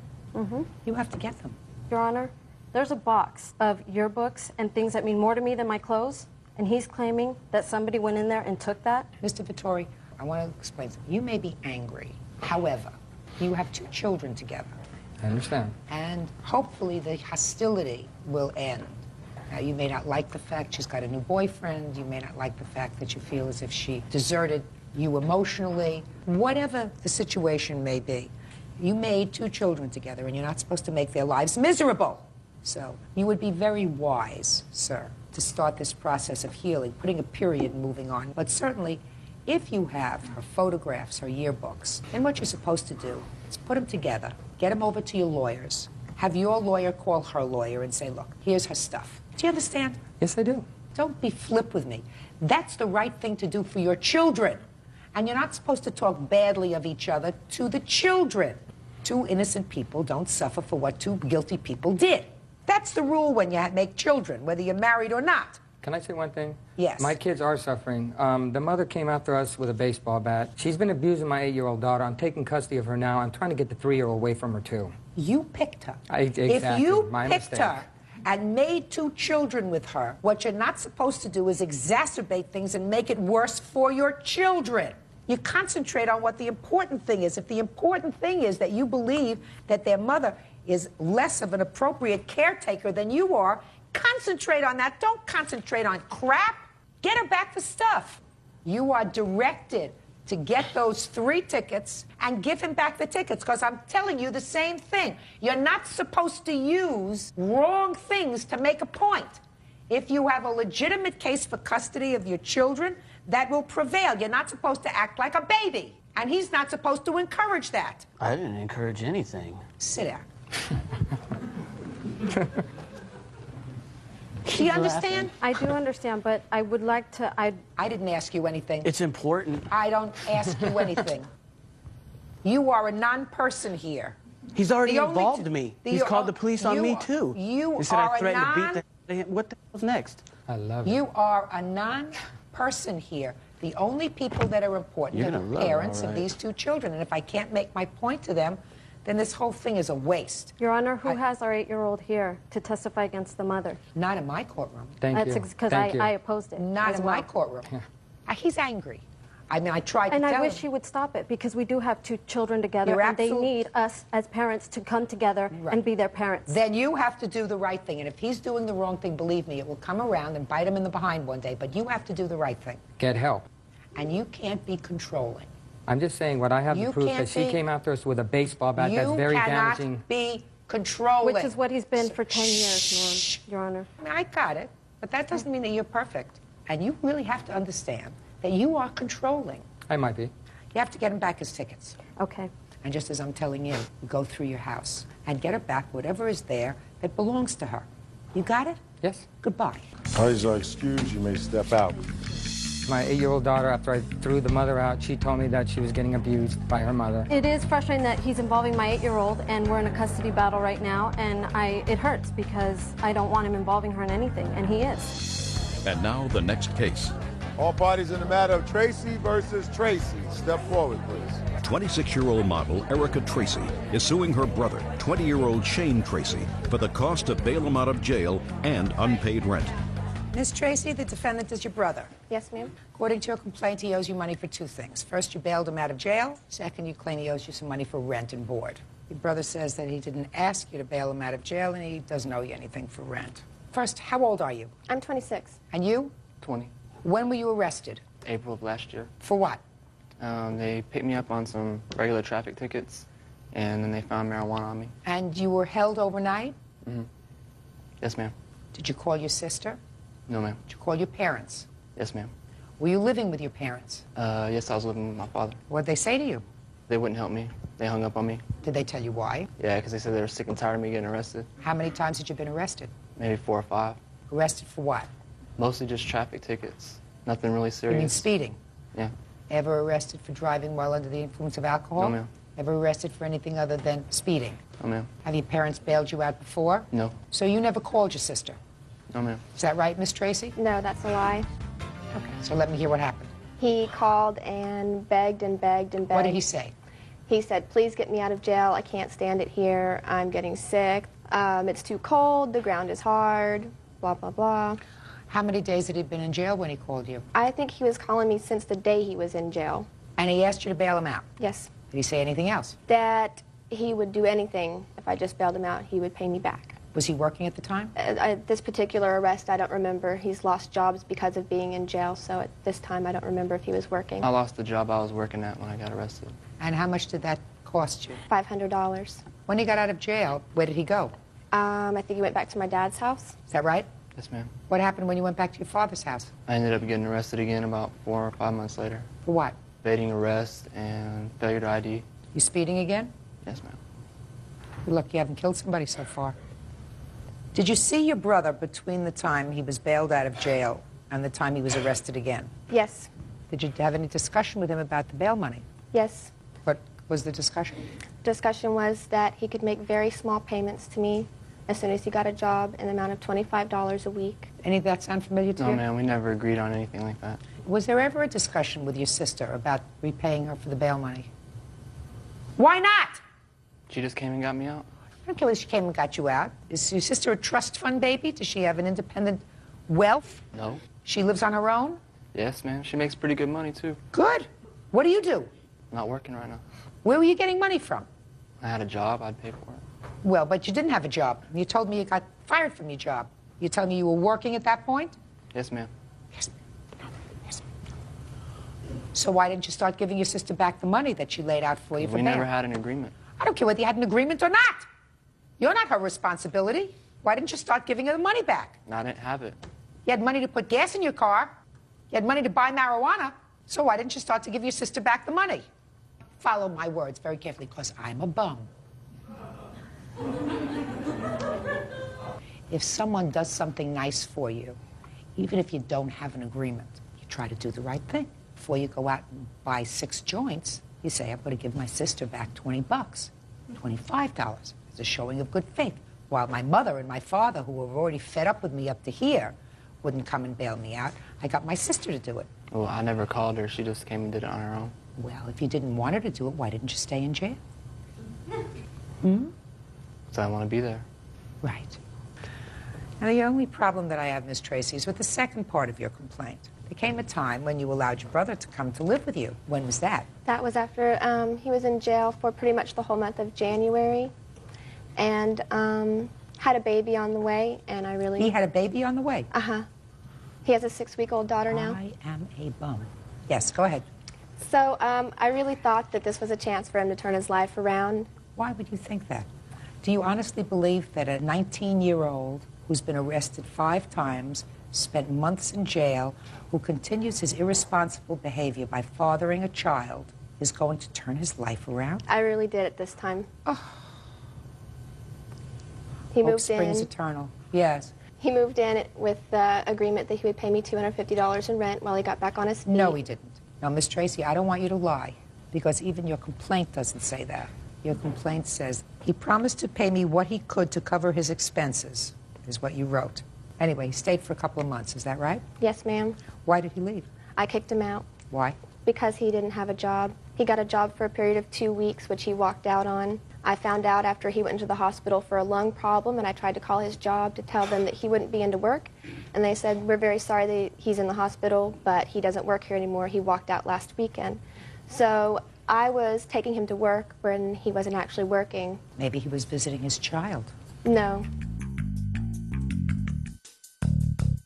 And what are you doing now, Mr. Tracy? Still not working. Who are you living with? My mother. You're going through family very quickly. Father, sister, mother. What does your father do for a living? Aerospace. What does your mother do for a living? She works for the Grand Prairie Police Department. Is that where you live? Mm-hmm. Yes, ma'am. So that's a double embarrassment for your mother every time you get busted, isn't it? And my uncle's a sergeant in Grand Prairie, too. Better straighten up, my friend, otherwise you're not going to see age 21. Miss Tracy, I believe you are entitled to your bail money back. Thank you. As far as the rent is concerned, I don't think that there was a firm arrangement with regard to the rent that even you relied on, because he hadn't paid you a penny back for the bail. So I don't think that you entertained much hope that he was going to pay you $250 a month if he hadn't paid you a quarter on the $500 that he owed you. I think that you did it because you were being a good soul. I was trying to make guidelines for him to live by and be more responsible. It didn't work. Judge Mary Malenfant are suing Tina's father, 37-year-old car technician Walter Brooks, for illegally repossessing Tina's car. Walter is countersuing for the down payment and repair costs. Order. All rise.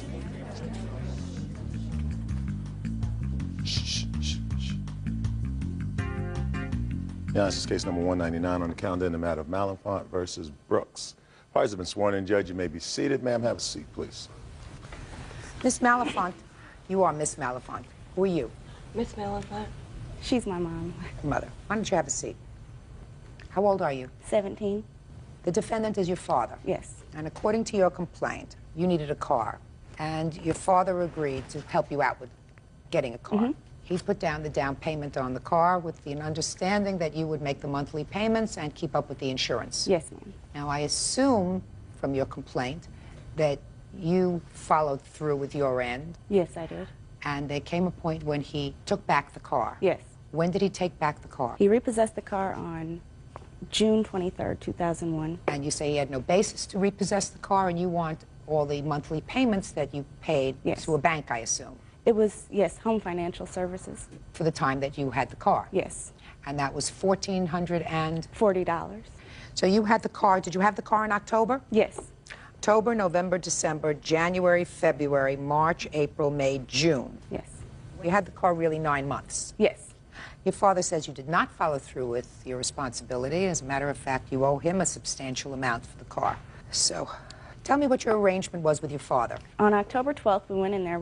We both decided that I would agree to be responsible for the vehicle. He paid the $500 down payment. We also purchased insurance, and he paid $500 to the person who rebuilt the engine. While the car was in the shop, he did pay one car payment, and we both agree on that. He paid the $500 down payment and one car payment for Why did he make the car payment? Because at the time, I was unaware that he even made the car payment. Well, you didn't make the car payment. No. I was trying to work, and he had let me use his vehicle while mine was in the shop. I have a daughter, and I didn't exactly have all the money to pay for it. Because So you didn't have the money, so he made the car payment in February? Yes. And what was the monthly payment? It was $180 a month, but he only paid $170 that month. Okay. Go ahead. On May 1st, 2001, me and his wife had got into an argument. Words were exchanged. I said a couple of things, she said a couple of things, and then we started fighting. She headbutted me in the nose and broke my nose, and she hit me in the back of the neck with a picture frame. I moved out because they were on drugs very badly, and I couldn't take it anymore, and I didn't want my daughter to be around it, and I myself did not want to be around it.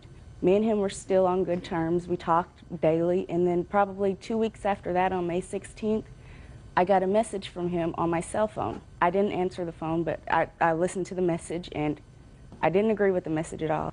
I have that recorded if you want to hear it. I just want to know what the message said. He said, if I leave her, what am I going to do about a woman? Are you going to help me out? Are you going to give me some? That's not true, Your Honor. I have the message if you want to hear it. I don't have to listen to it. Go ahead. I called the Department of Human Resources and spoke to someone named... Where were you living at this time? I was living with my mom. I guess he was mad because I called DHR on him about that, and he took the car from me. Okay. Had you paid May's payment for the car? Yes. Okay, you have proof that you made I have proof of all the payments, yes. Okay, what about the insurance? Was that all part of the 180? Uh-huh. And I also have a check, a copy of the check that Virgil wrote to the man who rebuilt the engine, stating that he did pay for that. I don't have all the receipts. I mean, I didn't expect for this All to the happen. receipts for what? For the car payments that I made. I have probably 4 of them, but I didn't keep them all. I didn't expect to be here in this situation right now. So you only have proof of making 4 payments? Virgil gave me that paper. He highlighted all the payments that I made, and he signed at the bottom of it. Well, I see here There was 1 month when you made a payment of $90, and then you made a payment of Yeah, $80. that was, I would pay early sometimes because I would have the money at that time, and I decided to pay early sometimes. No, you weren't paying early. What day was that? May 11th. May 11th, I made a late payment, and they allowed me to make, they gave me 5 days of grace, I believe. No. Instead of making a full car payment in May, you made a partial payment May 11th of $90. Yes. Then you made another payment on May 18th of $80. Yes. Okay, you say the payments are $180 a month, so 9 and 8 is 17, so that's $170. You were $10 short. Okay. Okay. Then you don't make any payment in June, the beginning of June at all. You make a payment June 22nd in the amount of $80. Yes. That's not responsible. Ms. Malafont, I'm going to tell you why you have no basis for a lawsuit against your father. You have no basis for a lawsuit because you had this car for 9 months. Yes. And you say you made $1,440 worth of payments. That means that you paid $160 on average a month. Okay. You had the full use of a car for $160 a month for a period of 9 months. Yes, ma'am. You understand? Yes. You can't rent a car for $160 a month. I understand that Good. the car was in, that I should be responsible for the months that I have paid for the car, but I don't think that he had a good reason for repossessing it from me. Well, I'm going to let him tell me, but you did not keep up your end of the bargain. If he co-signed for this for you, and you are a minor, which means they can't go after you at all. Yes.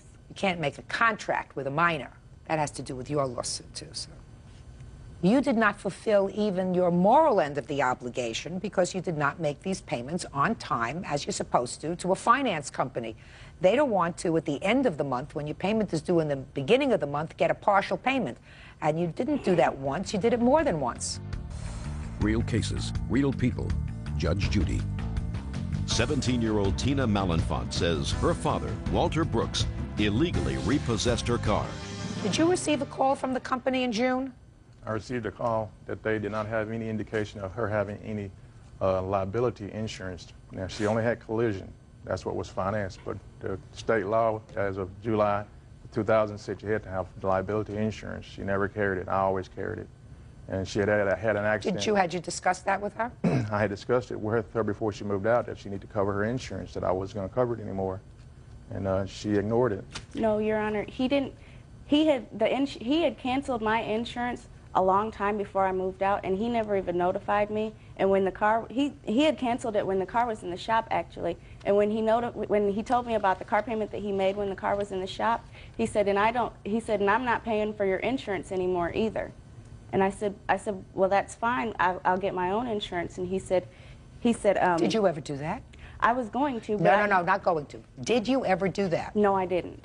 Okay. So he did have a discussion with you and told you back in February, it's your car, it's your responsibility, get the insurance. Yes. And you didn't do it. And you didn't make the February payment, and you only made a partial payment in June. So he had every right to take the car back and say, listen, I can't risk my own financial situation, put my own financial situation at risk because she's not doing the right thing. Yes. So you had every right to take back your car. So you have no case. Now, you have a counterclaim, and your counterclaim is for the down payment that you put on the car, right? Yes, ma'am. I'm going to get through it. For the down payment that you put on the car, for the cost of repairing the engine, right? Yes, ma'am. For the payments that you made for her to bring the credit up to what it should be. Correct. You can't make a contract with a minor. Didn't anybody ever tell you that, even a minor who's your daughter? Okay. Who told you that? Nobody. But you know that. Right. And you didn't make this agreement with her mother No. on her behalf. No. Where's the car now? I have it in my possession. It's at my house. Are you using it? No. Why not? Because I don't have insurance on it. I'm just using my truck. Why don't you sell it? I plan to. I just was waiting until this is over beforehand. Fine. I suggest you sell it. Okay. Good. Counterclaim is dismissed. You used the car for 9 months? Yes. You had full service of the car for 9 months, with the exception of the time that you blew an engine on the car and it was in... The engine was already, it wasn't... October, November, December, January. You drove the car for 4 months before you had to bring it into the shop. Is that right? The radiator was cracked in it when we got it back too. You drove the car for 4 Yes, months yes. before you had a problem. Now, on another note, do you speak to each other? Me and her? No, not her. Him. No. You don't speak to your father? No. I have they were to issue a protective order against him if he contacted me anymore. Well, that's too bad. How long had you lived with your father? Almost a year. And prior to that, you lived with your mother? Yes. Why did you move out of your mother's house? There wasn't enough room. I have a daughter, like I said, and there How old wasn't is your enough. daughter? She's 1. There wasn't enough room for both of us to stay there, and it was very crowded. Okay. I can't get into the basis of the protective order. It's really beyond this, so I can't make a judgment with regard to whether or not it's a good idea for you to speak to your father, not a good idea for you to speak to your father. Only the two of you know that. In any event, you had a good time with this car. You used it. I assume you used it for work, whatever. Next time you get financing for a car, it's not going to be through your dad. Are you 18? No, when are you not going to be yet. 18? I'll be 18 in March. Okay. How are you getting around now?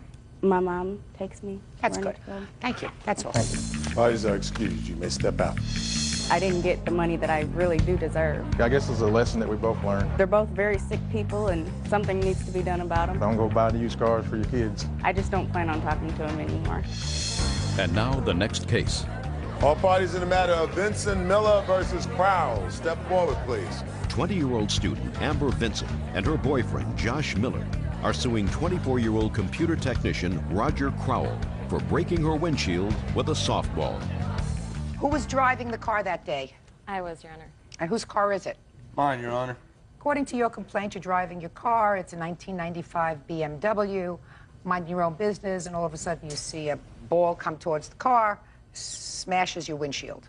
And it is your claim that the defendant, who was playing softball on that day, was at bat and responsible because he hit the ball that was responsible for your broken windshield. Correct. He says it wasn't him, right? Yes, Your Honor. Okay. Now, once your windshield was smashed, tell me exactly what you did. Well, first, I would like to point out, as I was on the decline of the hill that was parallel to Centennial Middle School, I actually noticed the ball players playing ball. And as I was driving, you know, I see, if my windshield wasn't there, I could have literally caught the ball with my hands. Shatters the windshield, bounces off. I don't know where it went. I pulled right in. And from that moment, the first person I saw was a woman in a van with a bunch of kids. She, in turn, was the coach's wife who was there and pointed out Mr. Kroll as the person who had hit in the ball. She said that she saw him hit the ball. She Can't heard tell it me hit what she something. said. That's all hearsay. Okay. Okay. And it's not true either, Your Honor. Well, listen, we're not talking about an intentional act here, sir. Okay. Do you understand? We're not talking about an intentional act. You weren't aiming, or whoever hit the ball wasn't aiming for a car. You were aiming for a home run, or whoever hit the ball was aiming for a home run. So you get on the field where they were playing ball. Well, and you have, just a second, and you have a discussion with somebody in a car. And how long did this discussion take? I was still discussing stuff with her in and out of conversation until after the police had arrived and departed the scene. Now, when you arrived, did you see who was at the plate? Yes. Hitting who? It was Mr. Kroll. And you pulled into the parking lot. Did it take you a minute, 2 minutes, 3 minutes? How long did it take you to pull in?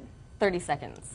I mean, it hit and the driveway was right there. I pulled in, parked the car. It was actually, I don't even remember if I left it. I think I left it even running when I got out of the car because I was just frantic. You're telling me that when you pulled in, you saw the defendant at the plate? Yes, he was holding the bat, standing at the plate. That's okay. not true. Shh. Don't say anything else until I ask you a question. Understood? Good. From where the person who was at bat is holding the bat and where your car was originally hit, is that in front of it? I mean, what I'm trying to figure out is, would have been a foul ball, or would that have been a home run? It was, I asked who had the home run swing. Just a second. So that would have been a home run. Correct. Now, I am not really a sports aficionado. However, am I correct, Bird, that if one hits a home run, what one does immediately is drop the bat and start running around the bases? You do that immediately. Yeah. As soon as the ball takes off. Yeah. Right? In You see anticipation. it go, and you start running. That's right. You get where I'm going? Yes. Just a minute. Okay. You get where I'm going? So, took you 30 seconds to get in. According to you, when you got there, he's standing poised. Correct. To bat. Not poised, standing there holding the bat, almost in anticipation of my arrival. It was during He can't- softball practice. No. It wasn't Okay. a game. No. Now, Mr. Crowell, I have a couple of questions for you. Would you do me a favor while I'm getting it? Would you just get the estimate of the windshield? Because I'm sure she has that as on the paper. Tell me about this league that you play with, sir. We played in a county softball league. It was co-ed. So you are part of a team? Yes, I was the coach. Okay. I arranged the team and everything. Fine. And how long has this group been playing together? We started practicing in April. Same group of guys and gals? Yes. How many are on the team? At the time, there was probably 15. Are there dues? Yes, there were. And what are the dues? Well, it was $20 for each player for the players' fees, and then the team registration fee came out to be, if you had 15 people, $20 per person, and our sponsor paid the sponsor fee, the team registration dues. Okay. You get where I'm going? I'm not sure you get where I'm going, so I'll explain it to you. Okay. Because this is not really a very difficult case. I don't know whether you were at bat or whether you weren't at bat. It really is not relevant. You were the coach of the team, right? You put it together. Yes. The lead together. There is the question in my mind that the plaintiff's car was hit by a softball that somehow emanated from your team. Now, we have a totally innocent party, and that's this team over here. Totally innocent. They're driving along. And on the other side, we have some guys and gals who are playing softball, and certainly without intention, one of their members was responsible for a ball getting away. Who do you think should pay? Well, Take a deep breath before you answer that question, because we're talking here about responsibility. Not necessarily your individual responsibility, right, sir, but we're talking about baseball in a windshield, baseball on a baseball field. I was willing to investigate the matter because we didn't know if the county would pay for it, since it was an organized practice and we're playing on their fields. So we wanted to look into that, and of course I was going to do that. There was also a gentleman that had been hitting before who had hit quite a few balls over the fence, and there was a couple... From your league? Yes. Yeah. None of them struck anything. None of them, they all bounced off the road, and this guy probably shouldn't have been hitting up there anyway because he's probably the best hitter on our team, but and being that the fence is so near the road. Let's get on with it.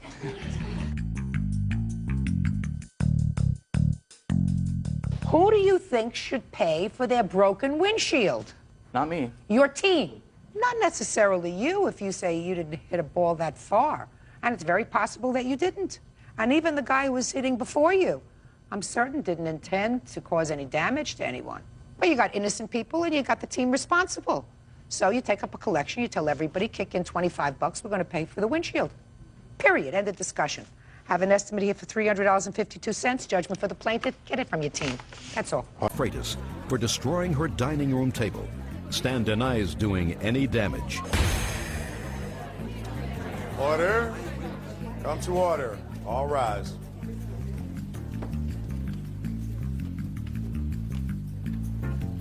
Now, this is case number 513 on the calendar in the matter of Hicks versus Freitas. Parties have been sworn in, Judge. You may be seated. Sir, have a seat, please. All right, let's see if we can resolve this today. Okay? Bring your level down. Okay. All right? All right. Good.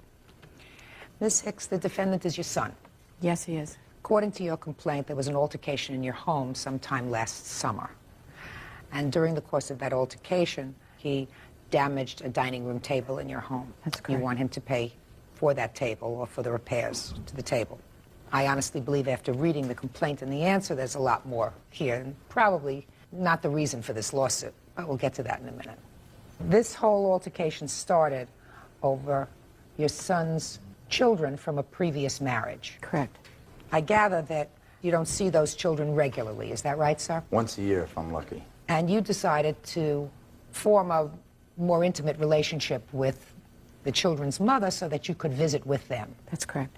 And made arrangements for the girls, they're two girls, Yes, ma'am. to come to visit you. Correct. Where do the girls live? The girls live in Connecticut. And where do you live? I live in Oakland, California. So, how old are they? Leanna is 8, she'll be 9 in July, and Simone just turned 11 in January. And ultimately, their mother agreed to let them come to visit you. I had to go out, and spend some time with them, because neither one of us had seen the girls in 4 years, and see if they were willing to come. I didn't want to bring them out and have them, you know, afraid.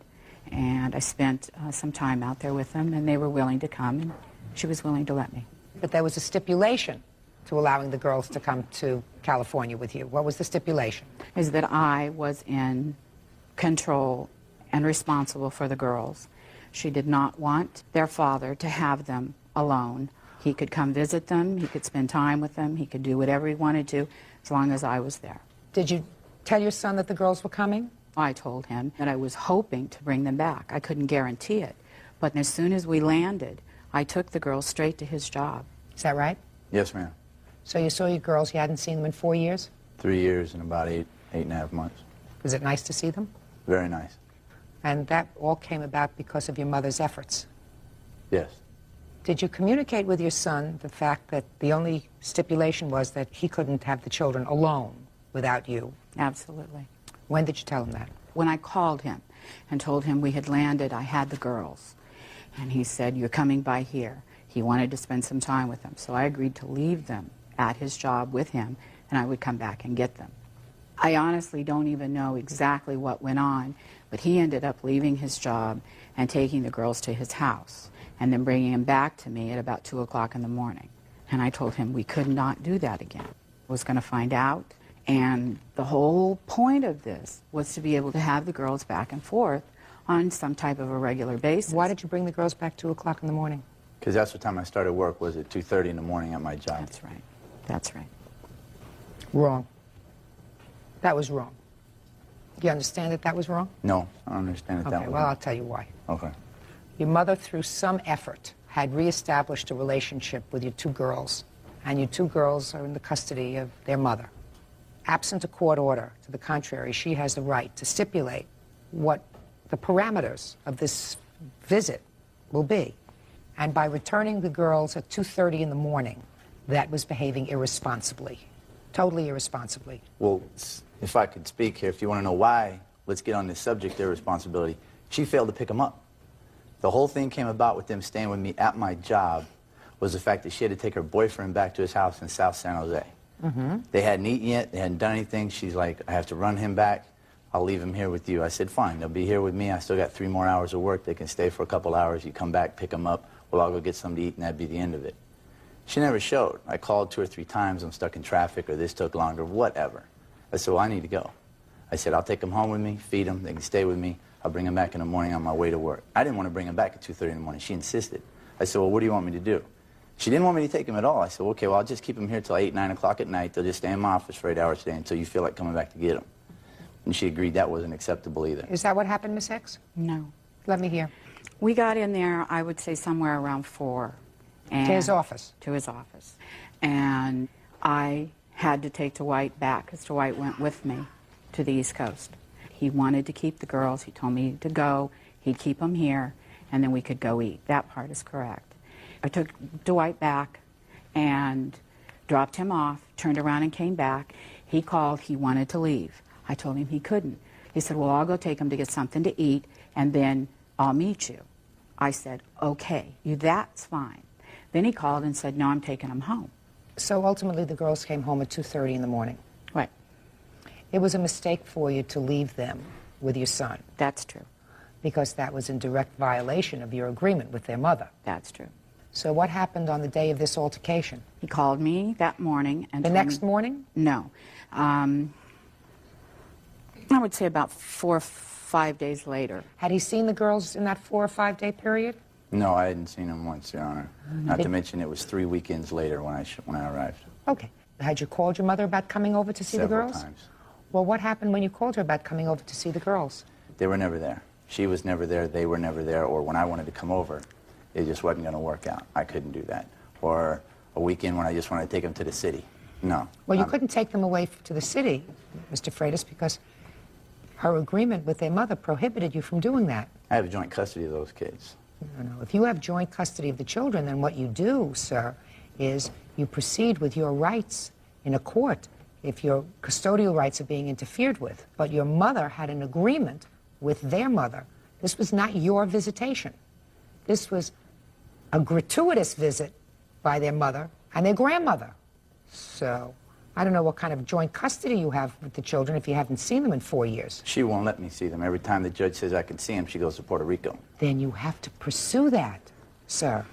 But you don't pursue that at the expense of this relationship, because this relationship is the only one that's enabling you, without having to go back to Connecticut, to see your girls. Real cases, real people. Judge Judy. Beverly Hicks says her son, Stan Freitas, destroyed her dining room table in a fit of rage. Stan says she wouldn't let him see his children. Now, what happened when you went over to pick up the girls? Had you called first? Yes, ma'am. 3 days straight. And the night before. Okay, and the night before, did you make an arrangements to see the girls? Yes, I told her I'd be coming by in the morning. She said, that's fine. You can come by in the morning. Great, so you got there. Yes, ma'am. And what happened? I knocked on the door. She said, come in. I went in. The girls weren't to be seen. I said, where are the girls? She said, you're not going to see them. I said, what do you mean by that? Just a second. Did she say you're not going to see them or you're not going to take them away? Her exact words, you're not going to see them. And in fact, I didn't see them the whole time I was there because my half-brother over there had them in the back bedroom. Wouldn't even let them come out to see me because she knew they'd be upset if they knew they couldn't see me, spend time with me, or leave with me, whatever the case. No, there's a difference, Mr. Freitas. There's a difference in seeing them and taking them, sir. Okay, seeing them then. Did you tell your mother that you really only wanted to visit with the girls in the house? Yes, I wanted to see their faces. She agreed to that.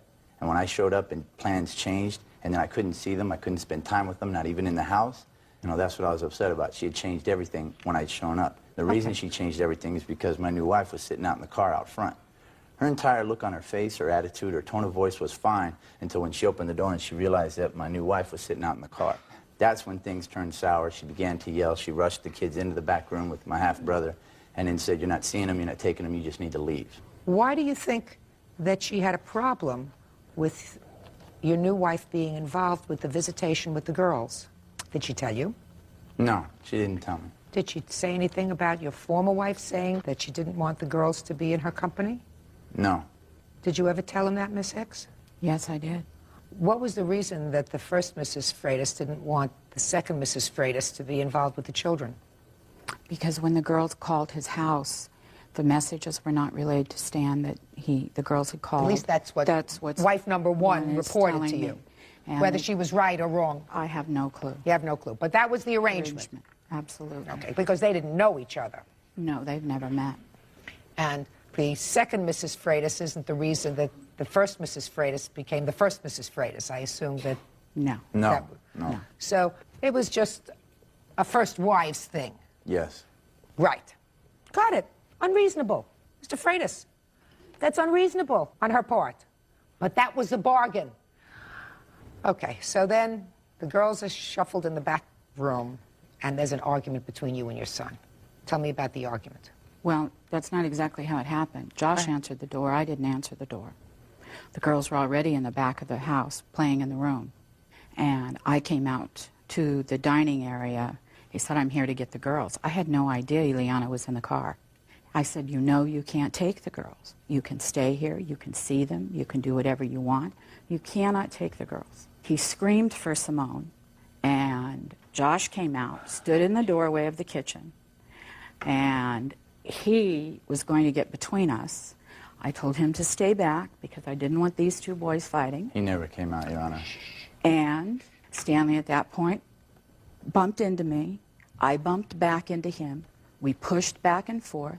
He yelled again for Simone and Leanna at the top of his lungs. I looked at Josh. Josh is standing. I said, get back. Go in there with the girls. Call the police. And at that, he picked the table up, and he threw the table. And I told him to get out of my house.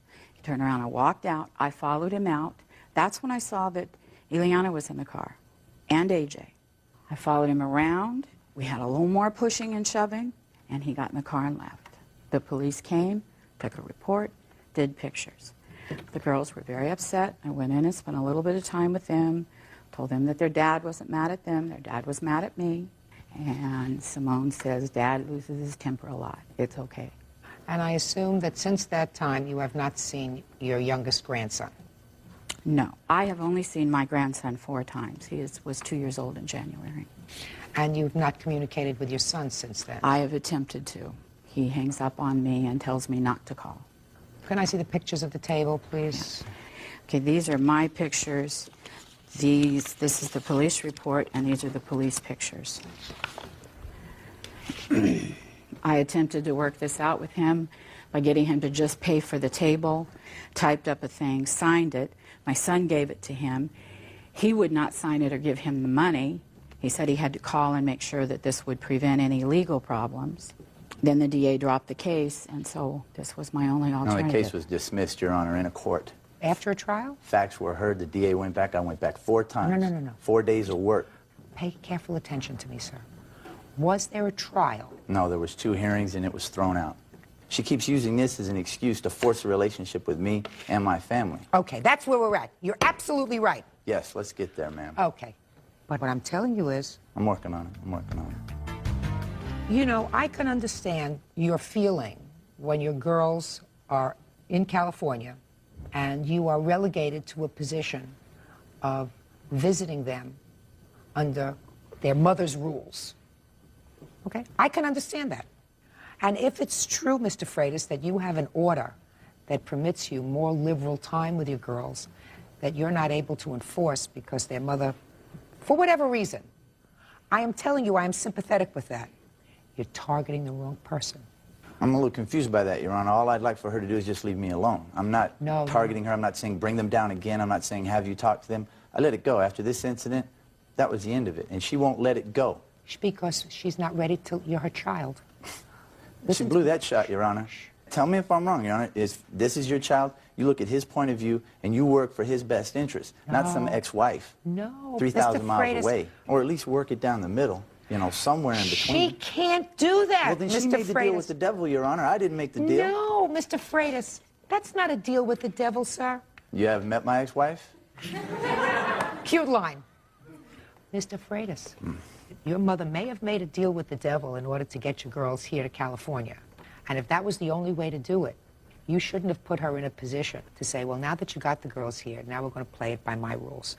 It may have all worked out eventually, given some time. But you wanted the... But then again, Your Honor, it may not have. And considering it was 3 years and 8 months since I'd last seen him, what was I supposed to do? Hope that this worked out? And if it didn't, just suck up the next 4 years? Just a minute. You want to know the answer? The answer is you got to see your children. You For got 4 hours in my office. Just a second. You got to see your children, and you could have seen them again.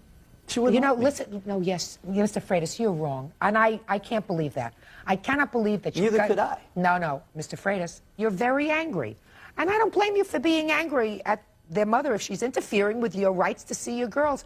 Your target is the wrong person. She tried to do the right thing. You wanted her to breach her agreement, which could have, if the girls went home and said, I went out with Daddy and his new wife, and we spent the day, we spent overnight, we spent the weekend. Their mother says, that wasn't our agreement. They're never coming out to you again. You broke your word. All bets are off. It would have been a tragic mistake. So when you say to me, well, maybe it would have worked and maybe not, and then I would not have seen them for another 4 years, that's possible. But right now, she did it. She put your girls in the same state that you were, in the same county, on the same block, in the same house. You got to see them. To be able to see them, to visit with them, even once a year if your mother brings them out, is better than nothing. But you're picking on the wrong person, sir. I'm not picking on her. When this incident happened, that was the last contact I've had with her, and she keeps repeatedly trying to have contact with me, and I don't want it. It's over. Go do your thing, leave me alone. That's all I ask. Good. Give me the estimate for the table. I tried to get him to pay for the table. Listen, I know what it's about. I see no matter how hard I These try, are the he's going to be receipts. angry. Miss Hicks? That's the breakdown. But she's using this These are the table as an receipts. excuse. Of course she is. I absolutely agree with you. And that's right, Your Honor? That's right? No. When a judge in a criminal court said this is a bunch of nonsense... Judge in the criminal court wasn't going to waste their time, Mr. Freitas, when you say, she wants me and I don't want anything to do with her. It's over. Not smart. Okay, Mr. Freitas, you have my sympathy as a parent who's having a difficult time establishing an ongoing relationship with 2 of your children. There may have been a reason for that. I don't know. I don't know what the reason for the breakup of your first marriage was. I don't know if you had the same kind of anger that you seem to have now, that's part of your personality. But I do have sympathy for you with regard to not seeing your girls. I think that to choose to target your mother. I still don't get this target my mother. How have I targeted her? You targeted your mother by cutting yourself off from her and cutting her off from her other grandchild. That's how you targeted her. You said, it's okay for me not to have anything to do with my mother anymore. I'm cutting her off. She is now, in my mind, dead, and there is no reason for me to see her. I'm not going to allow her to see my child. What reason would I have to see her? She wouldn't even let me see my own kids. I don't even have a phone number for where they're at. And she couldn't even let me see them. She did let you see them. She brought them to your office. If she were going to And on the first day, and then the whole time they were here, I wasn't allowed to see them? Mr. Freitas, I want to tell you something. You know that relationships usually don't last, right? Yes, Is that a ma'am. fair statement? You know how many mothers you have? Well, she needed to value it on the other side, too. Listen, try receiving, Mr. Freitas. You're only going to have one mother. You're cutting off the wrong person. Judgment for the plaintiff in the amount of $1,600, that's all. Parties are excused. You may step out. Trên tay mình đang cầm đây là sản phẩm lăn nách ca Quang Đông, là một dòng sản phẩm lăn nách cực kỳ là nổi tiếng tại đất nước Hàn Quốc. Và dung tích của mỗi lò lăn nách như thế này thì gồm là 30 ml. Và đối với dòng lăn nách ca Quang Đông này vừa ngăn được cái mùi của cơ thể, và đặc biệt là nó sẽ trị thâm nách cực kỳ là hiệu quả và rất là tốt. Là một dòng sản phẩm lăn nách được các bác sĩ da liễu khuyên dùng nhất tại đất nước Hàn Quốc, là một trong những dòng lăn nách cực kỳ là nổi tiếng tại đất nước Hàn Quốc. Và gần đấy thì hiện dòng lăn nách ca Quang Đông này đã rất là được ưa chuộng tại thị trường Việt Nam, vì cái công dụng của nó mang lại thì cực kỳ là hiệu quả. Và những cái thành phần chính có trong dòng lăn nách ca Quang Đông này thì gồm có aluminum chloride, sẽ giúp làm giảm cái quá trình sạm ở vùng da cánh tay, giúp cho vùng da dưới cánh tay được sáng màu, đều màu và mịn màng hơn. Và thành phần thứ hai là tinh dầu bạc hà, thứ ba là có cái thành phần tinh dầu trà, và thứ tư là những cái thảo mộc tự nhiên. Thì với cái thành phần tinh dầu trà thì sẽ làm giảm cái vấn đề cái tình trạng mụn cho cái vùng da dưới cánh tay của chúng ta. Và đặc biệt đối với dòng lăn nách ca Quang Đông này thì nó có thể lăn được cho tay, chân, và đặc biệt nó không có mùi, và cái hiệu quả của nó mang lại thì rất là cao. Một trong những dòng lăn nách mà chúng ta nên sử dụng